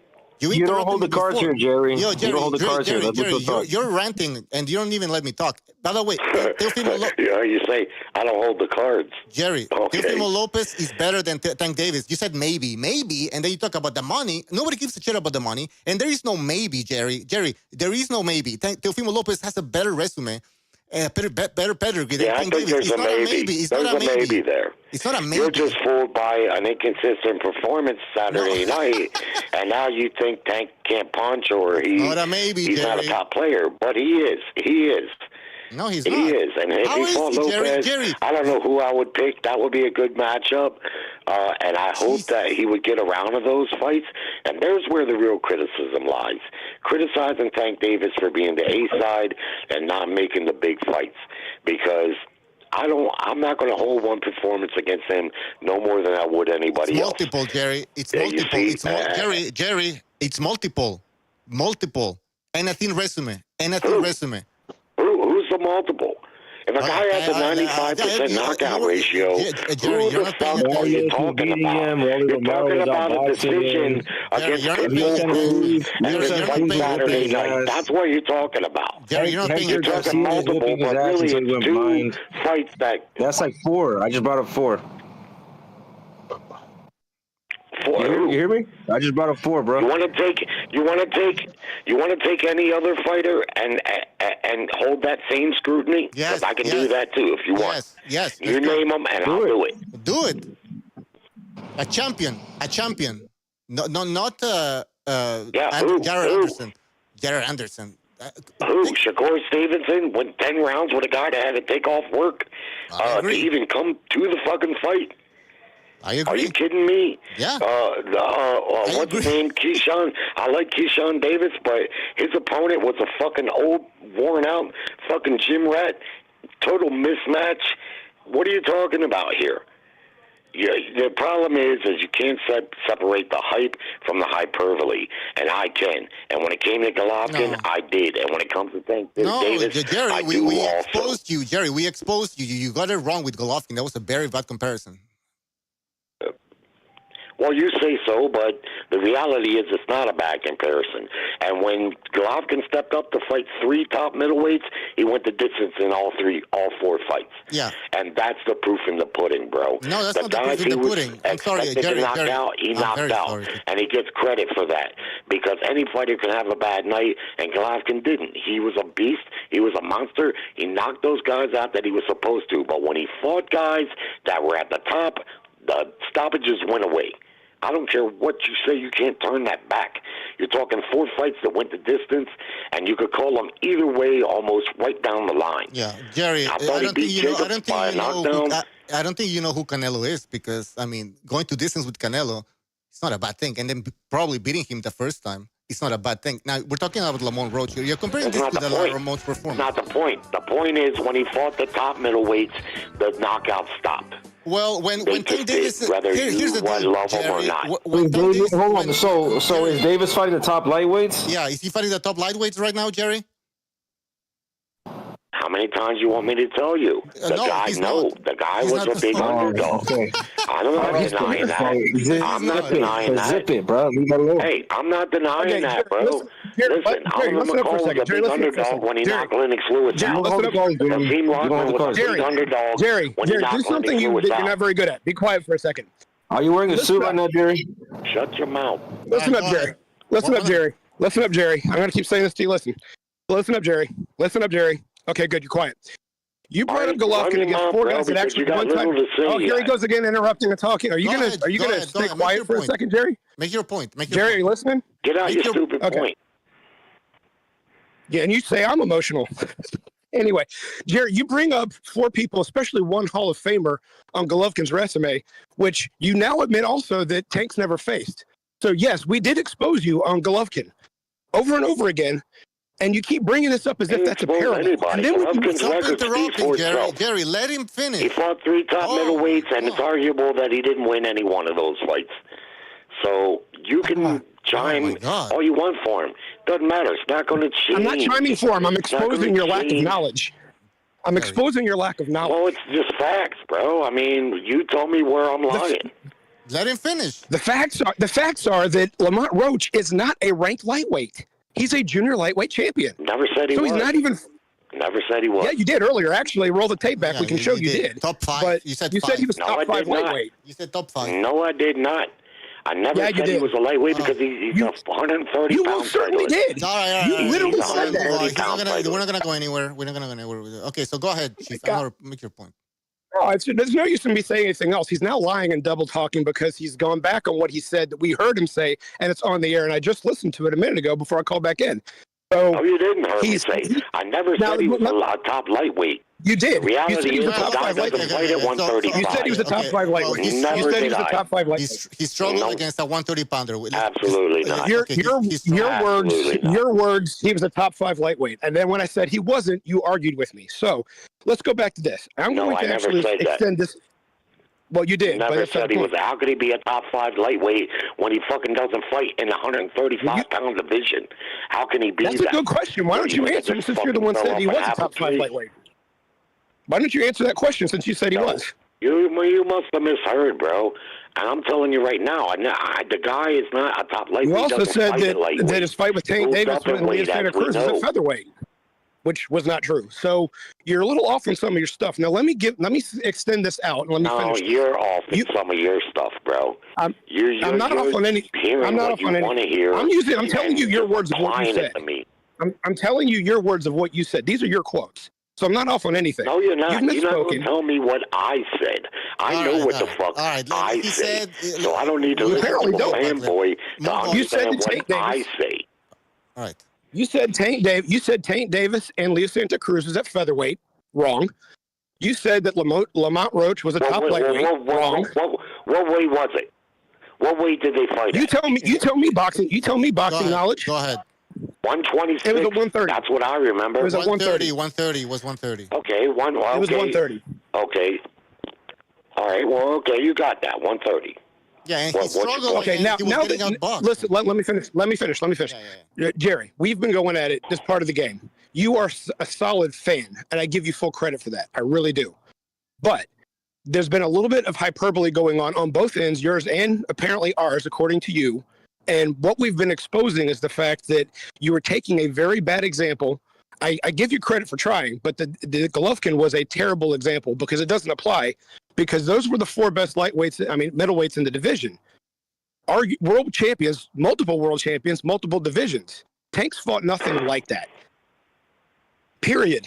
At all. Outside of Santa Cruz. Who you're gonna sit here and act like that those 18 title defenses were against valid top middleweights. Did you see the odds on those fights for Golovkin? I was talking about the 4 fights you talked about that he went the distance with. 3 top guys, that's what I'm talking about. When he fought the 3 top guys, what's the difference ended.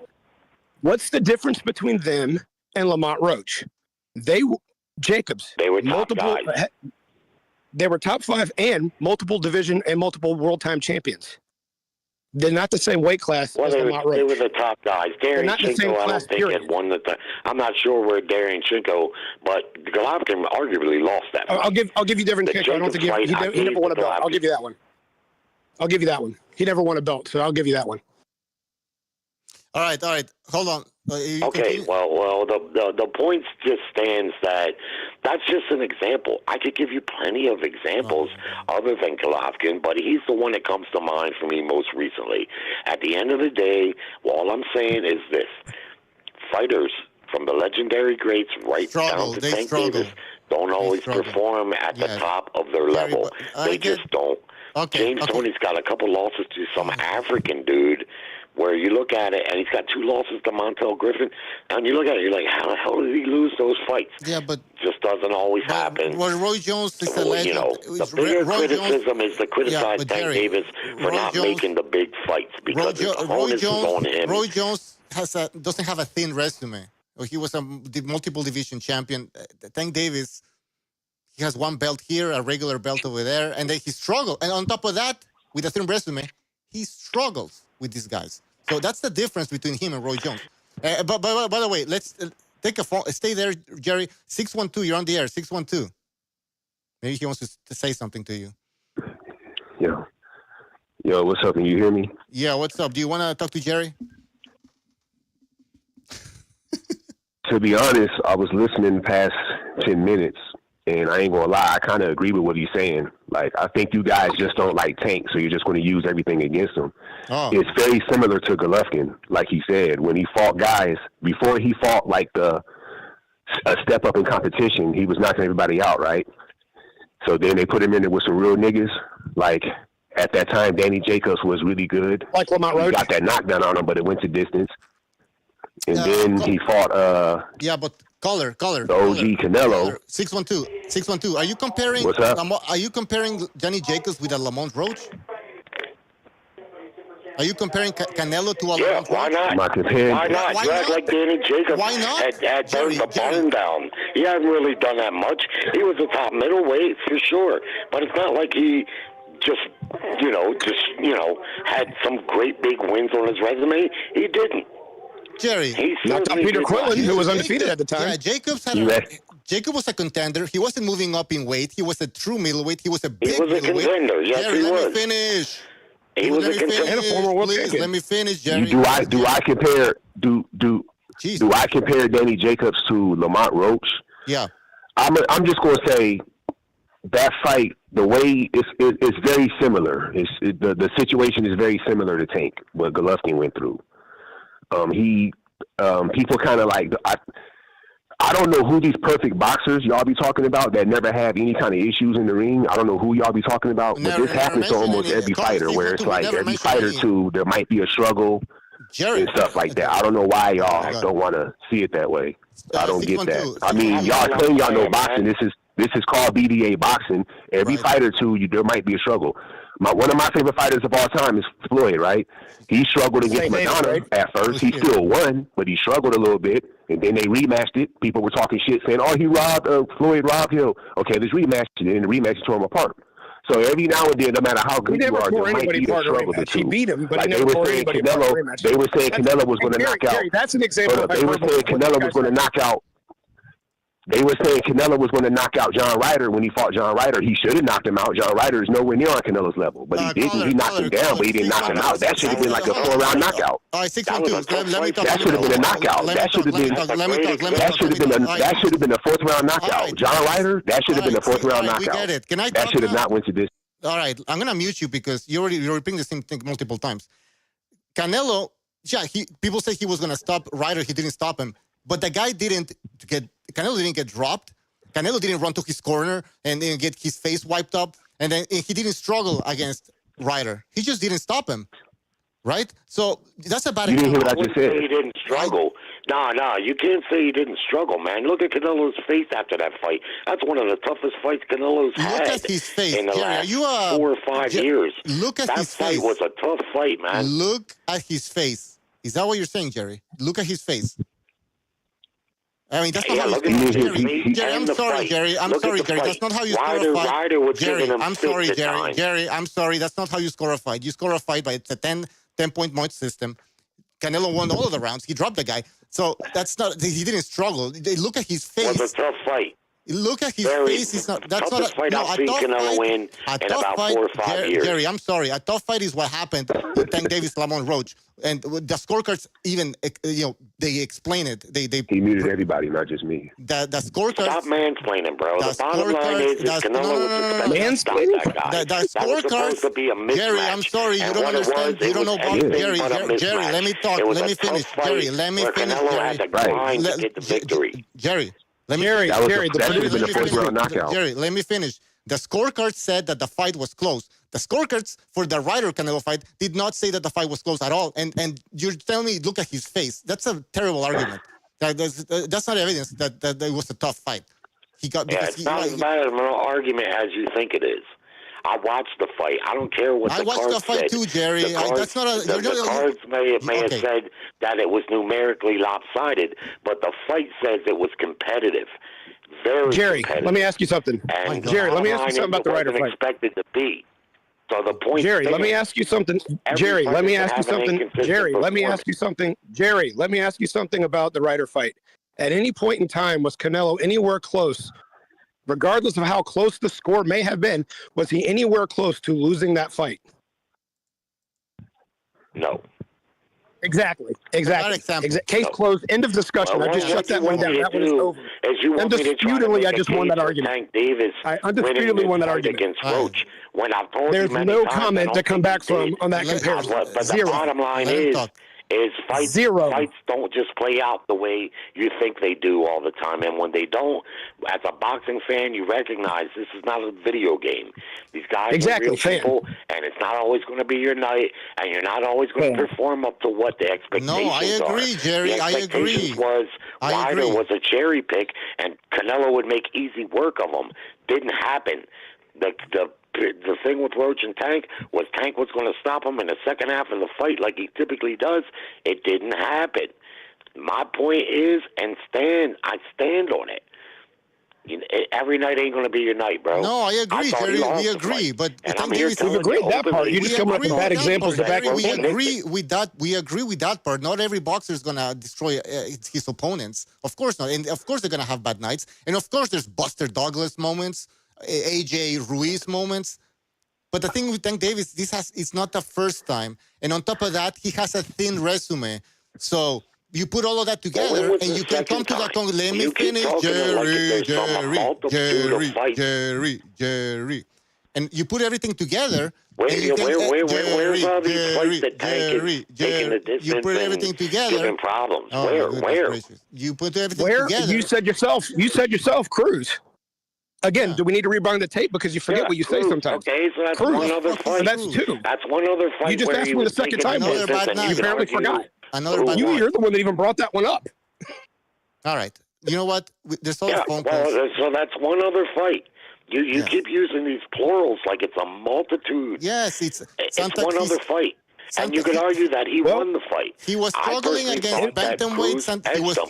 He was struggling against bantamweight Santa Cruz. He did knock him out, but he should have. I mean, he was bigger than the Santa Cruz. He had a lot of punching power. Smuggle, man. Struggle don't mean shit when you knock someone's head bantamweight. When you're fighting a bantamweight, my goodness gracious, knocked off in that fight. You're fighting a bantamweight. So you listen. You're fighting a bantamweight. When you're a puncher, you're likely going to get outboxed a lot.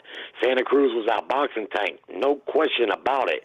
Right up until he got his fucking head knocked off. Yeah, Tank Davis is a puncher. He's not a boxer.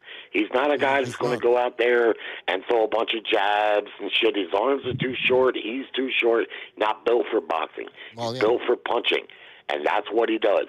And he stands a chance against any of these motherfuckers. Teofimo Lopez, Lomachenko, any fucking one of them. And you think that performance Saturday night that erases all that, you can think that, but it ain't true, man. Well, I mean, here's the thing, though. When Golovkin, at least he had power and he could outbox you. So he was way superior than Tank Davis. And so the criticism is, criticizing Golovkin for what? I don't understand. The comparison is terrible. I'm not criticizing Golovkin. I'm just pointing out the facts. I just used Golovkin as an example. I could use several other fighters as an example. We already pointed that out. The bottom line is you're not going to look spectacular every time out. I agree. And sometimes you may even lose. Sometimes you may even get outworked and lose. Like I thought Golovkin lost to Derevyanchenko. I thought he got outworked. Thought he lost that fight. Didn't make him any less of what he was. It's just that wasn't his night that night. Derevyanchenko outworked him in that fight. But and he landed a lot of head and body shots. Well, Golovkin wasn't that 30-year-old and boxer. Derevyanchenko, I don't think Derevyanchenko ever even held the title at 160. But Jerry, I'm sorry. Jerry, I have to stop you because, I mean, come on. Context is very important. Golovkin fighting Derevyanchenko at that point. Yeah, sure is. No, talking about a guy that never held the title, Jerry, I'm going to have to mute you because you keep interrupting me. So Golovkin was, at that point, when he fought Derevyanchenko, he wasn't even the same guy. He was older, way older. The Canelo fights already passed on. So it's a bad comparison. Why? I don't know. You have to pick the Derevyanchenko fight as an example, removing all context to make a point. Go ahead. It's a great example because Derevyanchenko wasn't even a titleist in the weight class he fought Golovkin or the weight below it. He had never won the world title. Now, he was a hell of a fighter. And the bottom line is you want to just dispatch him from Roach as if there's some big difference. The difference is at least Roach was a champion at 130, and he had also fought at 135 prior. That hadn't been the case with Derevyanchenko. Wasn't right, champion. He was a top guy, Jerry, top five. the odds, likely. But he was a natural middleweight. He wasn't moving up in weight. No, exactly. He was in the middleweight. And by the way, the odds. Well, he had fought it. The odds were 16-1. Duran fought at 115 pounds. What's your point? Because remember what he said about context.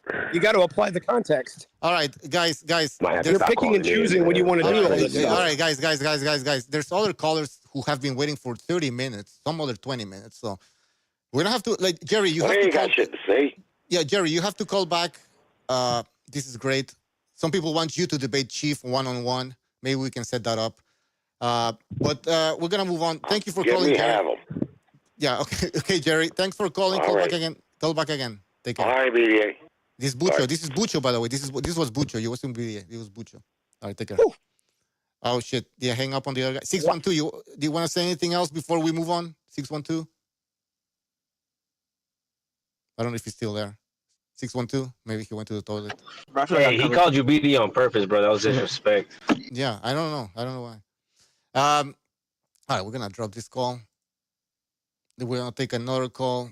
This guy has been waiting for 30 minutes. 917, you're on the air. 917. BDA, what's going on, brother? It's Rafael from New York. Hey, this is Bucho, by the way. This is Bucho, but go ahead. Oh man, my bad. No problem. No man. I honestly, I partially have to agree with Jerry, somewhat. It's just that he practically brought up a bad example with the Golovkin fight. I mean, you would say that a better example you can argue is Boots Ennis. You know, he looks good on the eye test, but we haven't seen him against legitimate competition. And in terms of him bringing up the thing about his handlers, we've heard it out of his own mouth say that he doesn't need those guys, or Lomachenko is rushing because he's getting older. We're time. Like, we've heard all this coming out of his own mouth, so it's not like other people are speaking for him. He's kind of created that himself. But I'll have to say that at the end of the day, I've learned to accept boxing. So at the end of the day, if a guy is generating so much money, at the end of the day, why are you going to risk putting him in a situation where you're going to lose your cash cow? So that's pretty much where we're at. We're at odds. I mean, other fighters need Tank. He doesn't necessarily need other fighters like the Devin Haney, the Shakur, because he has that fan base already. But it's like you guys are saying, the guy has improved himself. One thing that I want to say, though, is that the criticism, it's a little harsh in terms of saying that he's practically overhyped or he is not as good as promoted as. I think a lot has to do with strategy and statistic, and it might be a mixture of both as far as his competition at the end of the day. But if you look at the Tank Davis that was fighting at the 130 division, or even early in the 135 when he was first fighting at, he was more aggressive. Now he's been relying on strictly counterpunching, and that's why he loses the majority of those early rounds, because he doesn't have to rely on taking risk more he can fight. He can afford to fight in the sense that he just needs you to make one mistake because he'll put your lights out, kind of like Wilder used to do. But we might see an adjustment, within the next fight or two if he decides to take a risk or a chance. No, but I go. Yeah, go ahead. Yeah, go ahead. Go ahead.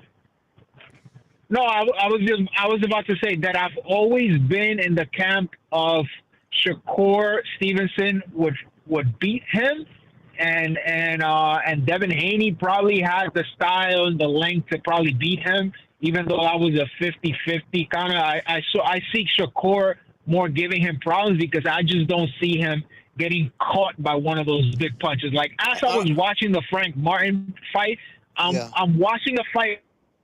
So why are you staying on the ropes? And those are mistakes. Those are crucial mistakes that a really, really good boxer, they won't do that.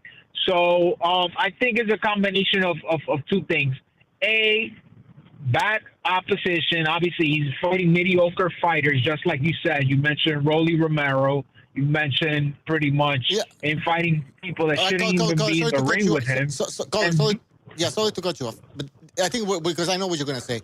But isn't that because you're saying that we're being too harsh on Tank Davis, but I'm pretty sure you listened to what I said, right? I said he has a thin resume, a very weak resume, and on top of that, he's struggling with this some of these guys that he shouldn't be struggling with. It's not a one night, struggle all of a sudden. Like, okay, he struggled against Lamont Roach. No, he struggled against other boxers. He was struggling against Santa Cruz. Yeah, he stopped him, but he was fighting a bantamweight. So how can you struggle against a bantamweight? And how much credit do you want for you knocking out a bantamweight? So now this is a culmination of things, right?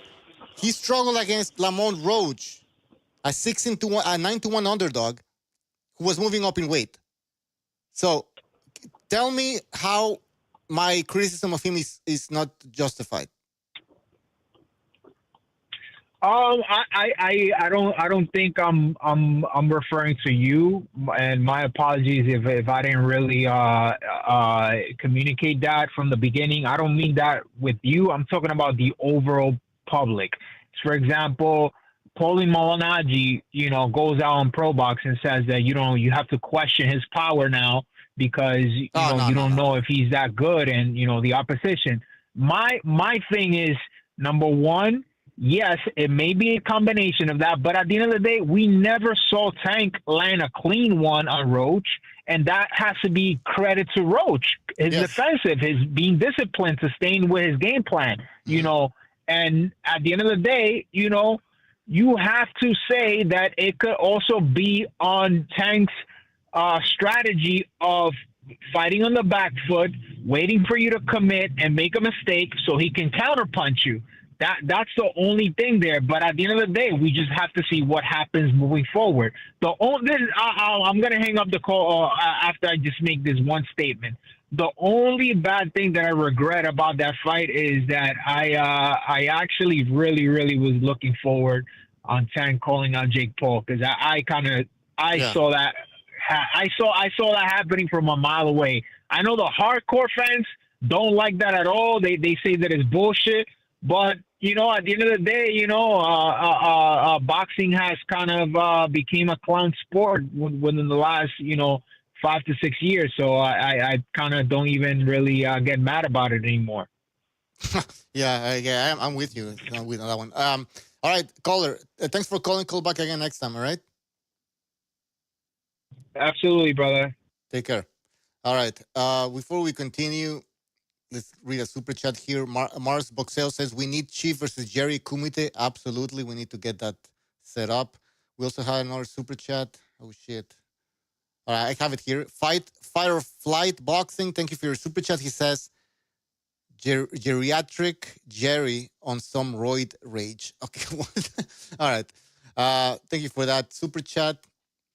And yeah, guys, we really appreciate super chats right now, because we're using this system that it's up your money that you put in for the calls. It's like a countdown type of thing. So if you want to donate, because we stayed on for a long time here with Jerry and other callers, you can support the show via the super chat. All right, let's take another phone call here. 619, you're on the air. 619. What's up? Yo. The fuck? Yep. What's on your mind? Who's this? It's Bucho. Hey, you sound like a vato, dog. What the fuck, homie? Yeah, it's. I thought this was the party line and shit, huh? No, it's not, man. All right, go ahead. The fuck what is do you this, have to say now? Hello?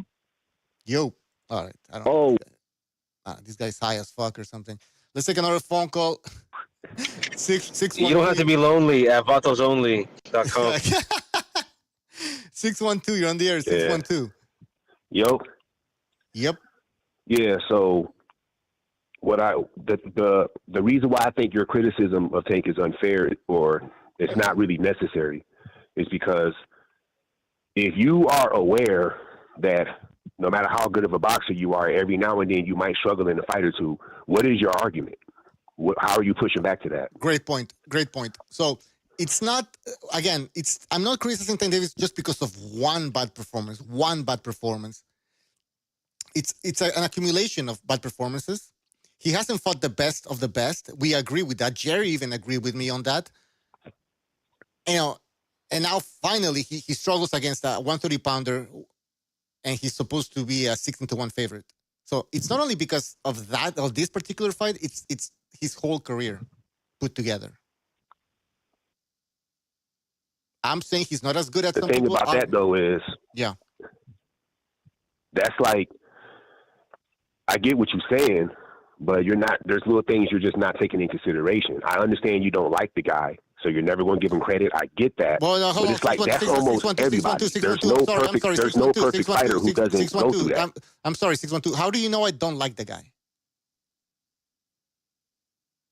Nah, because every time I come on here and I hear you never say nothing good about him. Like the guy kept pointing out good things Tank did, and you were very dismissive of it. That's a sign that you don't like him. I don't know. I've said I so find it's him like entertaining. Every good boxer might have a fight 2 or 3 where they might struggle. And I don't know why the fuck somebody would think Santa Cruz was outboxing Tank prior to the knockout. I don't know why somebody asked is ridiculous. He was whooping his ass. He was putting hands all over him, bro. Did you not see the fight? I don't know what you were watching. I'm not able to do that. A lot of people think that, but okay, so you disagree with that. A lot of people disagree with you. But that's crazy. That's some Mexican pride type shit right there, because that's just bullshit. Right. But as far as I don't understand the knockout with a lot of time like, coming. So don't assume without knowing, bro. I sound ignorant, that's cool. homie. All right, that's cool. But as far as the criticisms of Tank, I mean, like I said, I thought Roach should have won because of the 10-8 round, but he struggled, but it happens. I don't understand why that can't be accepted coming from that. I mean, it happens to everybody. There's going to be a fight or two you struggle. And then there's little things you could actually use into account. They both said when they were amateurs, they fought each other. There's footage of that. He probably knows Tank, knows everything Tank's going to do. So maybe that helped him be able to perform well against Tank. I don't know why that wouldn't be taken into consideration.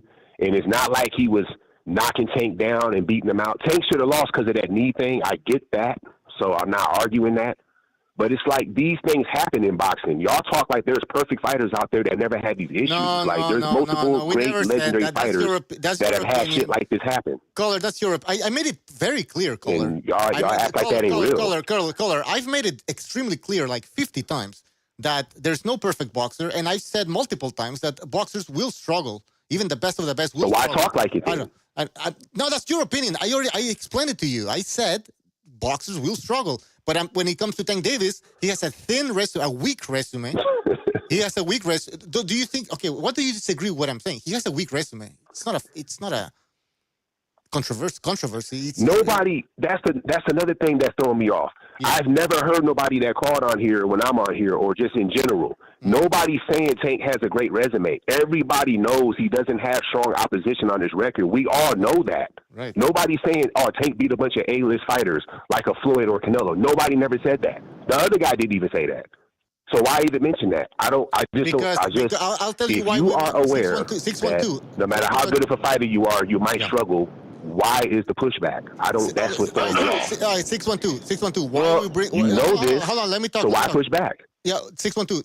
The reason why I bring up the resume is because we're trying to make the point that he's not as good as some people make him out to be. So I have to bring up the resume to prove that point, right? To prove the point that he's not a good boxer, I have to bring up the resume. The resume clearly, explains to us, defines his career. His career is not great. He's not a great boxer. I have to bring the resume. So let me ask this question then. So do you judge fighters by their skill level and what they do when you watch a fight, or how many great fighters they fought. Which one do you judge fighters by? Both. I mean, who they're fighting is very important, right? Both. Because, I mean, when you watch Tank fight, he doesn't have high level skills to you. No, when you watch all these years Tank's been fighting, when you with them two eyeballs in your head, when you watch his fight, do you think he doesn't have high level skills? He has you think skills. he does? He has skills, but I don't know how much he has because he hasn't fought the best, right? So what is the what's wrong with what I just said? How can I? Bro, with the right matchmaking, you can make anybody look like Roy Jones, bro. So that's like what you're saying, bro. What are you talking about? Yeah, you know this. You have to say they can have skills. Someone can naturally look good, but you got to see they have to really be tested against iron sharpens iron, bro. You can't just be putting him against soft competition. You're like, look how great he is. You can't say how good Gervonta Davis is because, like you said, he has no resume, right? That's the point of bringing that up. He hasn't fought nobody, so how good is he really? We have to bring it up. Yeah, he looks all right. Yeah, he can knock out some cans. So what? Shakur Stevenson can knock out dudes too until he hit the world level, right?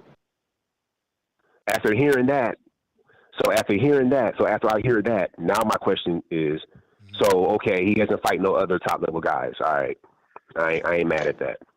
So do you think these other top level guys can beat Tank? Why would you be mad at the truth, bro? Can other? But now that's hypothetical. Maybe. Do you think they could? I think Shakur can beat him. Because even though he hasn't fought one of those guys, that doesn't guarantee they can beat Tank. What's the question? Repeat the question. No, he said that he brings up Tank's resume, saying Tank's resume is weak. Okay, we agree on that. There's no strong opposition on there. I'm not pushing back on that. I don't think nobody is. So I ask, do you think any of these top guys can beat Tank? Because from what I'm hearing, they're all 50-50 fights. Who are these top guys? You got to say names. You got a guy that doesn't have strong opposition on his resume, but this is not a low-level fighter as the guy, the host. So guys at 135, high-level guy based on 135. What 612? Give us some. Are you asking guys at 135 because he waited for all the champions? Top level, he can fight. Look, I'm answering your question. Shut up. So look, all the guys that could beat him at that weight class have moved up. He's waited for all of them to leave. He waited for other guys to go undisputed and then leave. He waited for Teofimo to beat Lomachenko, then leave. He waited for Devin Haney to unify, become undisputed, then leave. You get what I'm saying? Now he's waiting for Shakur Stevenson to get to be unified and then leave. He's also going to wait on Keyshawn Davis, bro. That's the pattern he's showing. So you're asking if he can beat any of these guys. He waits for them to leave, bro. Who made you the all-knowing? You talking like you in why are you stuttering like that, bro? That could be just a coincidence. It's not a coincidence. Come on, it's all coincidence. Every single time it's a what coincidence. I'm saying is, you talking like you in the camp, like you know. You don't know for sure. That could be just a coincidence. You can't at least say, okay, yeah, that's possible. You're saying like, oh, he waited. Hey, so isn't Davis the money? Wasn't he the money man at 135? 135. He's not the wasn't he? Wasn't he choosing whoever he wanted to fight because he's the money man? He talking about right? Because he was one of the faces. He was the face of boxing. What? I'm asking you a question now. Wasn't Davis choosing whoever he wanted to fight because he's a face at 135? He can choose who he wants to fight because he makes the money, right? How come he didn't choose to fight any of those champions? You answer that question. Yeah. I just told you. I just sat here and told you. Got selective hearing.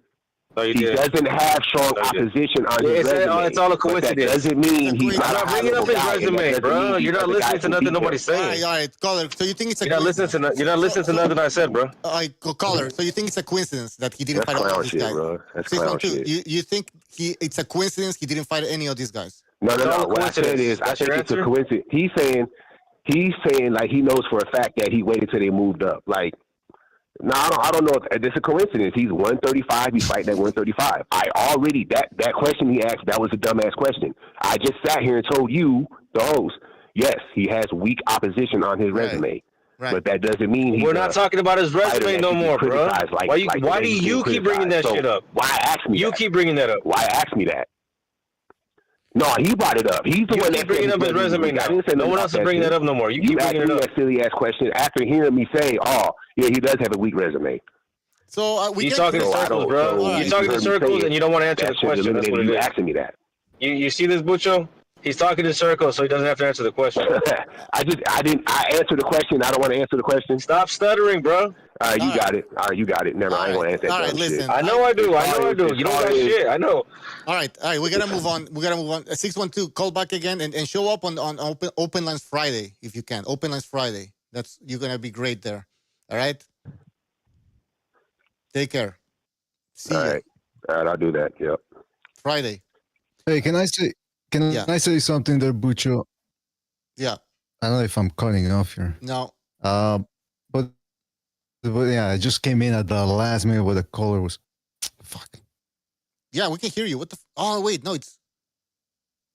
Oh, what's going on? You. Okay, I think we're cutting off there, Bucho. Yeah, I was gonna say. So it's too bad the caller left, but essentially he said he agrees Tank Davis's resume is thin. And then you brought up the fact that he's dropping rounds against these guys, and then Strolling is the guy whom he was a 16-1 favorite against. That right there is the proof that the guy is not as good as he's advertised. And then the caller goes, well, would you pick him against? Who would you pick him against? Yeah, all the other top guys. Who would you pick him to beat him? And it's like, you just admitted he's strong against upper opposition. Well, and against a 16-1 underdog. So of course he's... Some of some of them are saying that it's a night off. You know, it's like a one night Isaac off. Cruz, let me reiterate what I've said in the past. Yeah. Isaac Cruz gave him hell. I don't know if Isaac Cruz won that fight. I didn't have him winning that, but it was a 7-5 fight, and Tank Davis was doing a lot of clinching. In fact, I got a video coming out where I'm going to show you all the clinching the guy does. He says, I don't know the Leo Santa Cruz fight. I don't know what you guys were watching. Did you see fucking Santa Cruz teeing off on the guy? A guy in his third or fourth weight class, I forget which one, was teeing off on Tank Davis. Tank Davis was lucky the guy didn't have any power. He's struggling against Hector Luis Garcia, struggling against Rolly Romero, struggling against Ryan Garcia, and Barrios too. And Barrios and Garcia were dehydrated. So if he's struggling against guys that he's got advantages over, the fuck do you think is going to happen when he takes on Teofimo Lopez, or if he takes on him, because he's never going to fight him, really? But that's the thing. Shakur Stevenson, Keyshawn Davis. Yeah, I mean, come on. The argument is... No, go ahead. Finish your point. Sorry. Well, you notice that you and Sobers lay out an argument, and he doesn't lay out the argument. All he does is ask questions. Try to get a gotcha moment. Well, let me ask you this. Let me ask you. He doesn't lay out an argument. And then when you lay out the argument, he pretends he doesn't get it. It's really arguing in circles with some of these guys. Well, that's the whole point of the show. It's called BDA Boxing Debate Arena. We welcome everybody, so we can have a debate. Yeah, let's take more phone calls. Oh, wait, there's a super chat here. Somebody donated for the first time. It was... Fuck. Oh, yeah, the Schmo Egg with £3. Thank you for your super chat, man. Really appreciate it. You're going to help us out with these 4 phone lines. I think they're more expensive than the others. Is that the Pigeon? I think that's Pigeon. I think so. It's that Pigeon. Shout out to the Pigeon. The Pigeon Master. If it's the Pigeon, then shout out to the Pigeon. All right, let's take another phone call here. 323, you're on the air. 323. What's up, you homos? What the fuck was that all about with fucking Geriatric Jerry? The fuck was Geriatric Jerry on? God damn it. Like, fuck. We got like a whole episode dedicated to Geriatric Jerry's rant. It was entertaining. I gotta give it to you guys. You guys, I gotta hand it to you guys. A lot of credit. You have to put up with a lot of dumb shit arguments. Like, a lot of fucking stupid shit stuff, man. I don't even know how you equate. Like, I'm hearing comparisons to fucking Gennady Golovkin, Tank. Like, what the fuck? Like, Lamont Roach is like Gennady Golovkin? Are you fucking serious? Or Tank? I mean, I don't even know what to say, man. Like, you know what? And it's not that. I'm going to say this. I know people are accusing you guys of not liking Tank. And you guys give him criticism, and they're making it about race. But like, who else were you criticizing too? Like, I've heard you guys talk shit about Ryan. I've heard you guys talk shit about Teofimo, and mostly all of those lightweights, all that cohort of lightweights. I think it's well established that a lot of the people that listen to the show and that call in and that are on the panel, we don't like those guys. All of them. It has nothing to do with race. These motherfuckers avoid each other. Teofimo, maybe he's a little bit more proven than everybody because he's actually fought real guys. He fought 2 undisputed champions, or a unified champion at lightweight and an undisputed champion at 140. So yeah, I would give him more credit for that. Do we give Tank the same credit? No. Are those guys running around saying they're the face of boxing? Tank Davis is. Tank Davis is running around thinking he's the face of boxing for having done nothing but weight drain his opponents, fight a faded Jose Pedraza, the last legitimate champion 8 years ago, and fucking fight, getting outboxed by Rolly Romero. You're going to be proud of that? That's your guy? Like, I don't know why these people are arguing this so much. Nobody likes this cohort of fucking fighters, man. Yeah, when people have selective hearing, we've criticized everybody, but then when we criticize a listener's particular demographic or whatever, then they can't take it. And I think most of the time too, they want you to go, like if it's an Afro Angle, for example, like you don't like Afro Angle fighters, they want you to go through the gauntlet of, no, well, I like this guy, I like that, and I'm not going to do that. If you listen to, I'm not going to do the job for them. Listen to the show and then figure out what it is. But if they want to jump to conclusions right away, I'm not going to run to the gauntlet and play their game. You know what I mean? Hopefully that makes sense. I mean, I don't. It makes perfect sense because I listened to a lot of the arguments, and there were a lot of straw man theories thrown around.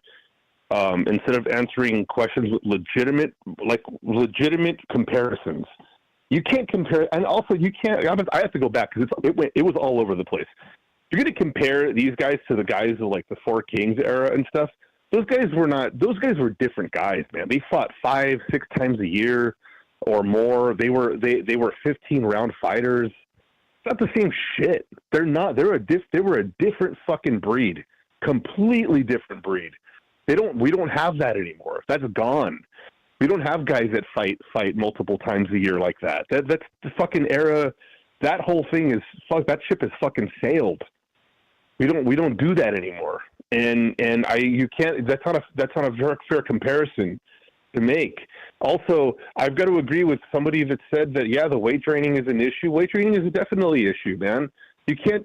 How do you consider yourself top level competition when we still don't know if Davis is top level because he hasn't fought anybody top level? He's been avoiding top level guys his whole career. He fought. Okay, I give him credit for Jose Pedraza and maybe Leo Santa Cruz because Leo Santa Cruz is a little bit legitimate champion, but he was also coming up in weight. Like you can't. How much credit can you give Tank Davis for fighting a guy that had to come up in weight?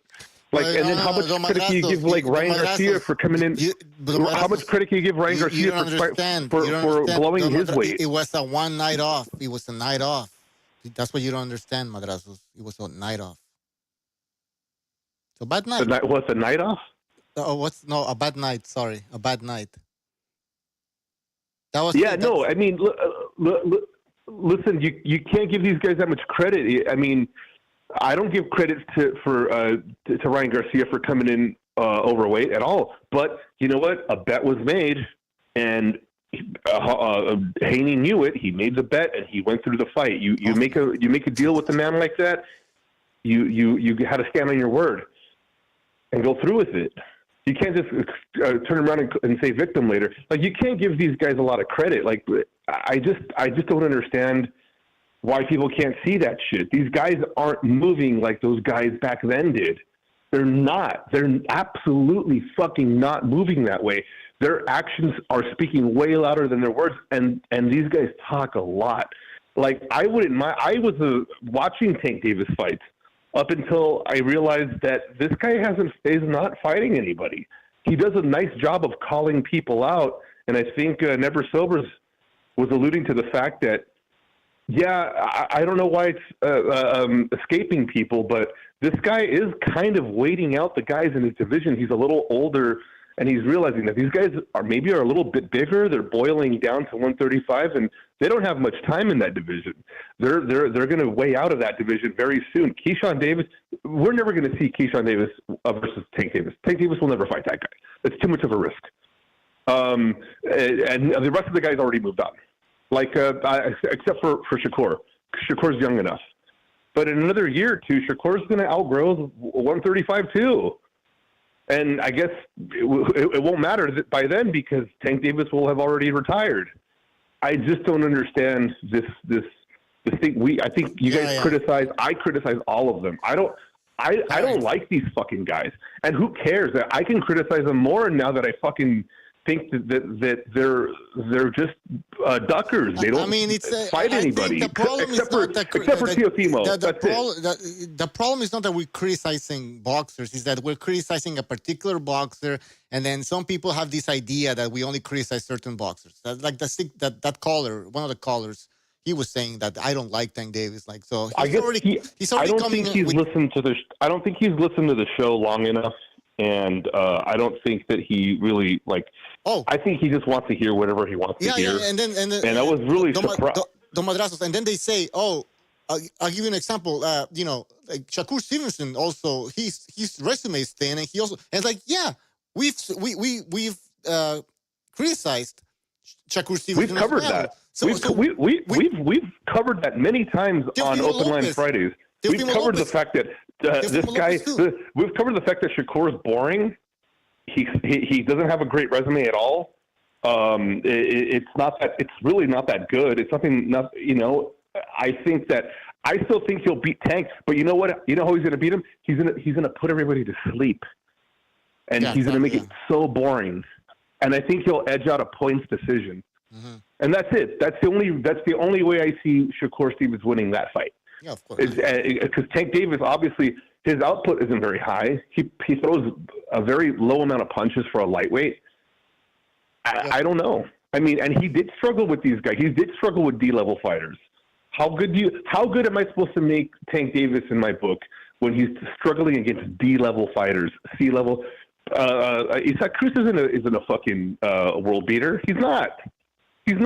Yeah. Not at all. Not by a mile. He's not. And then who else did he beat that was fucking Frank Martin? Frank Martin's was another featherweight.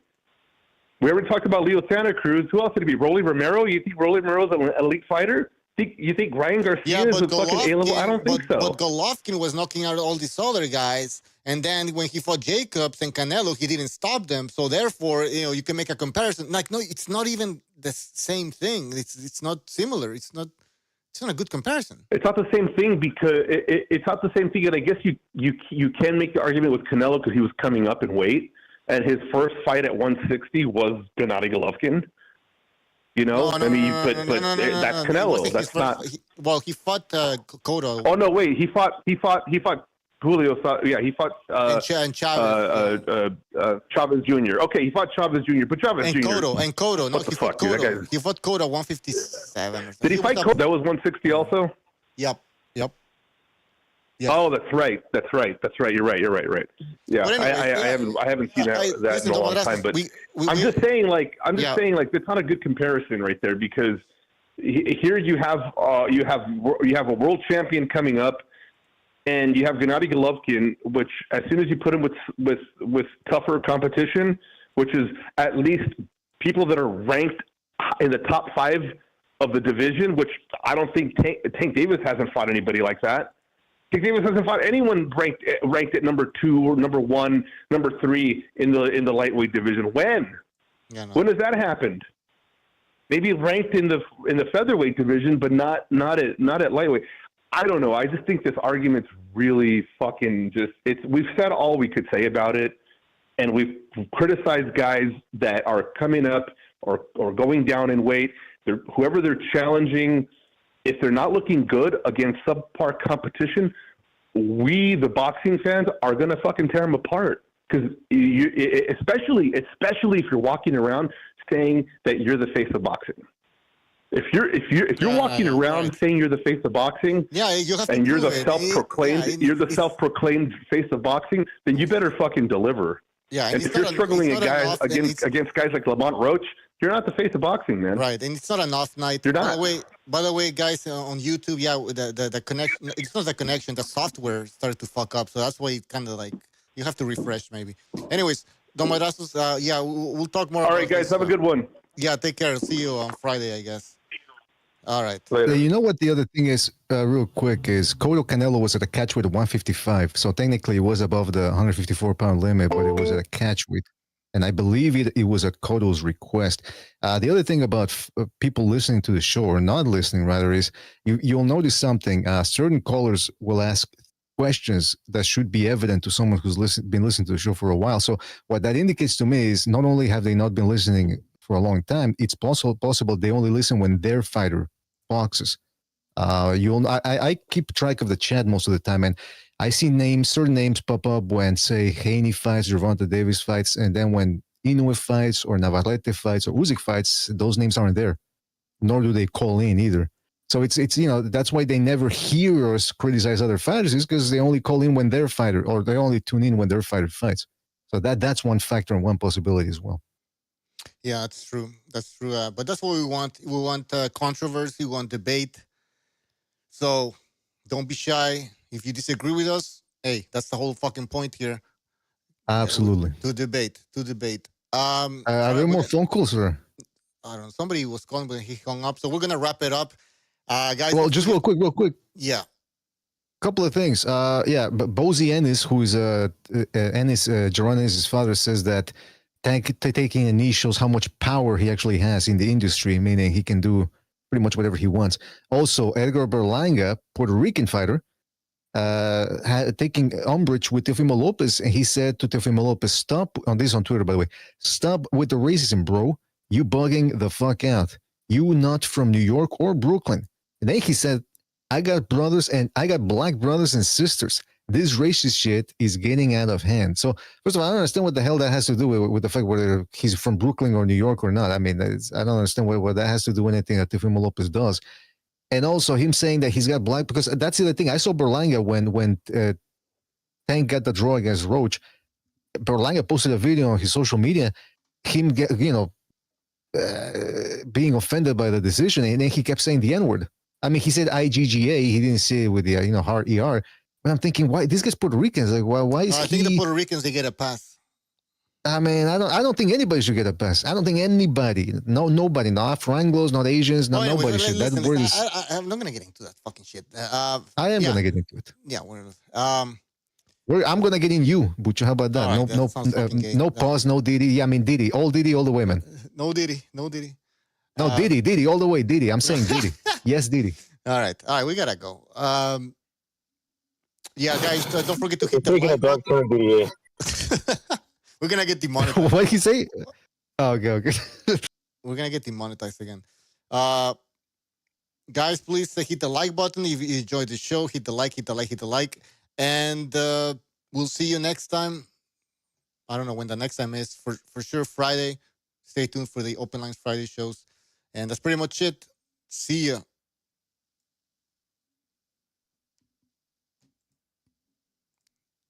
All right, here we go.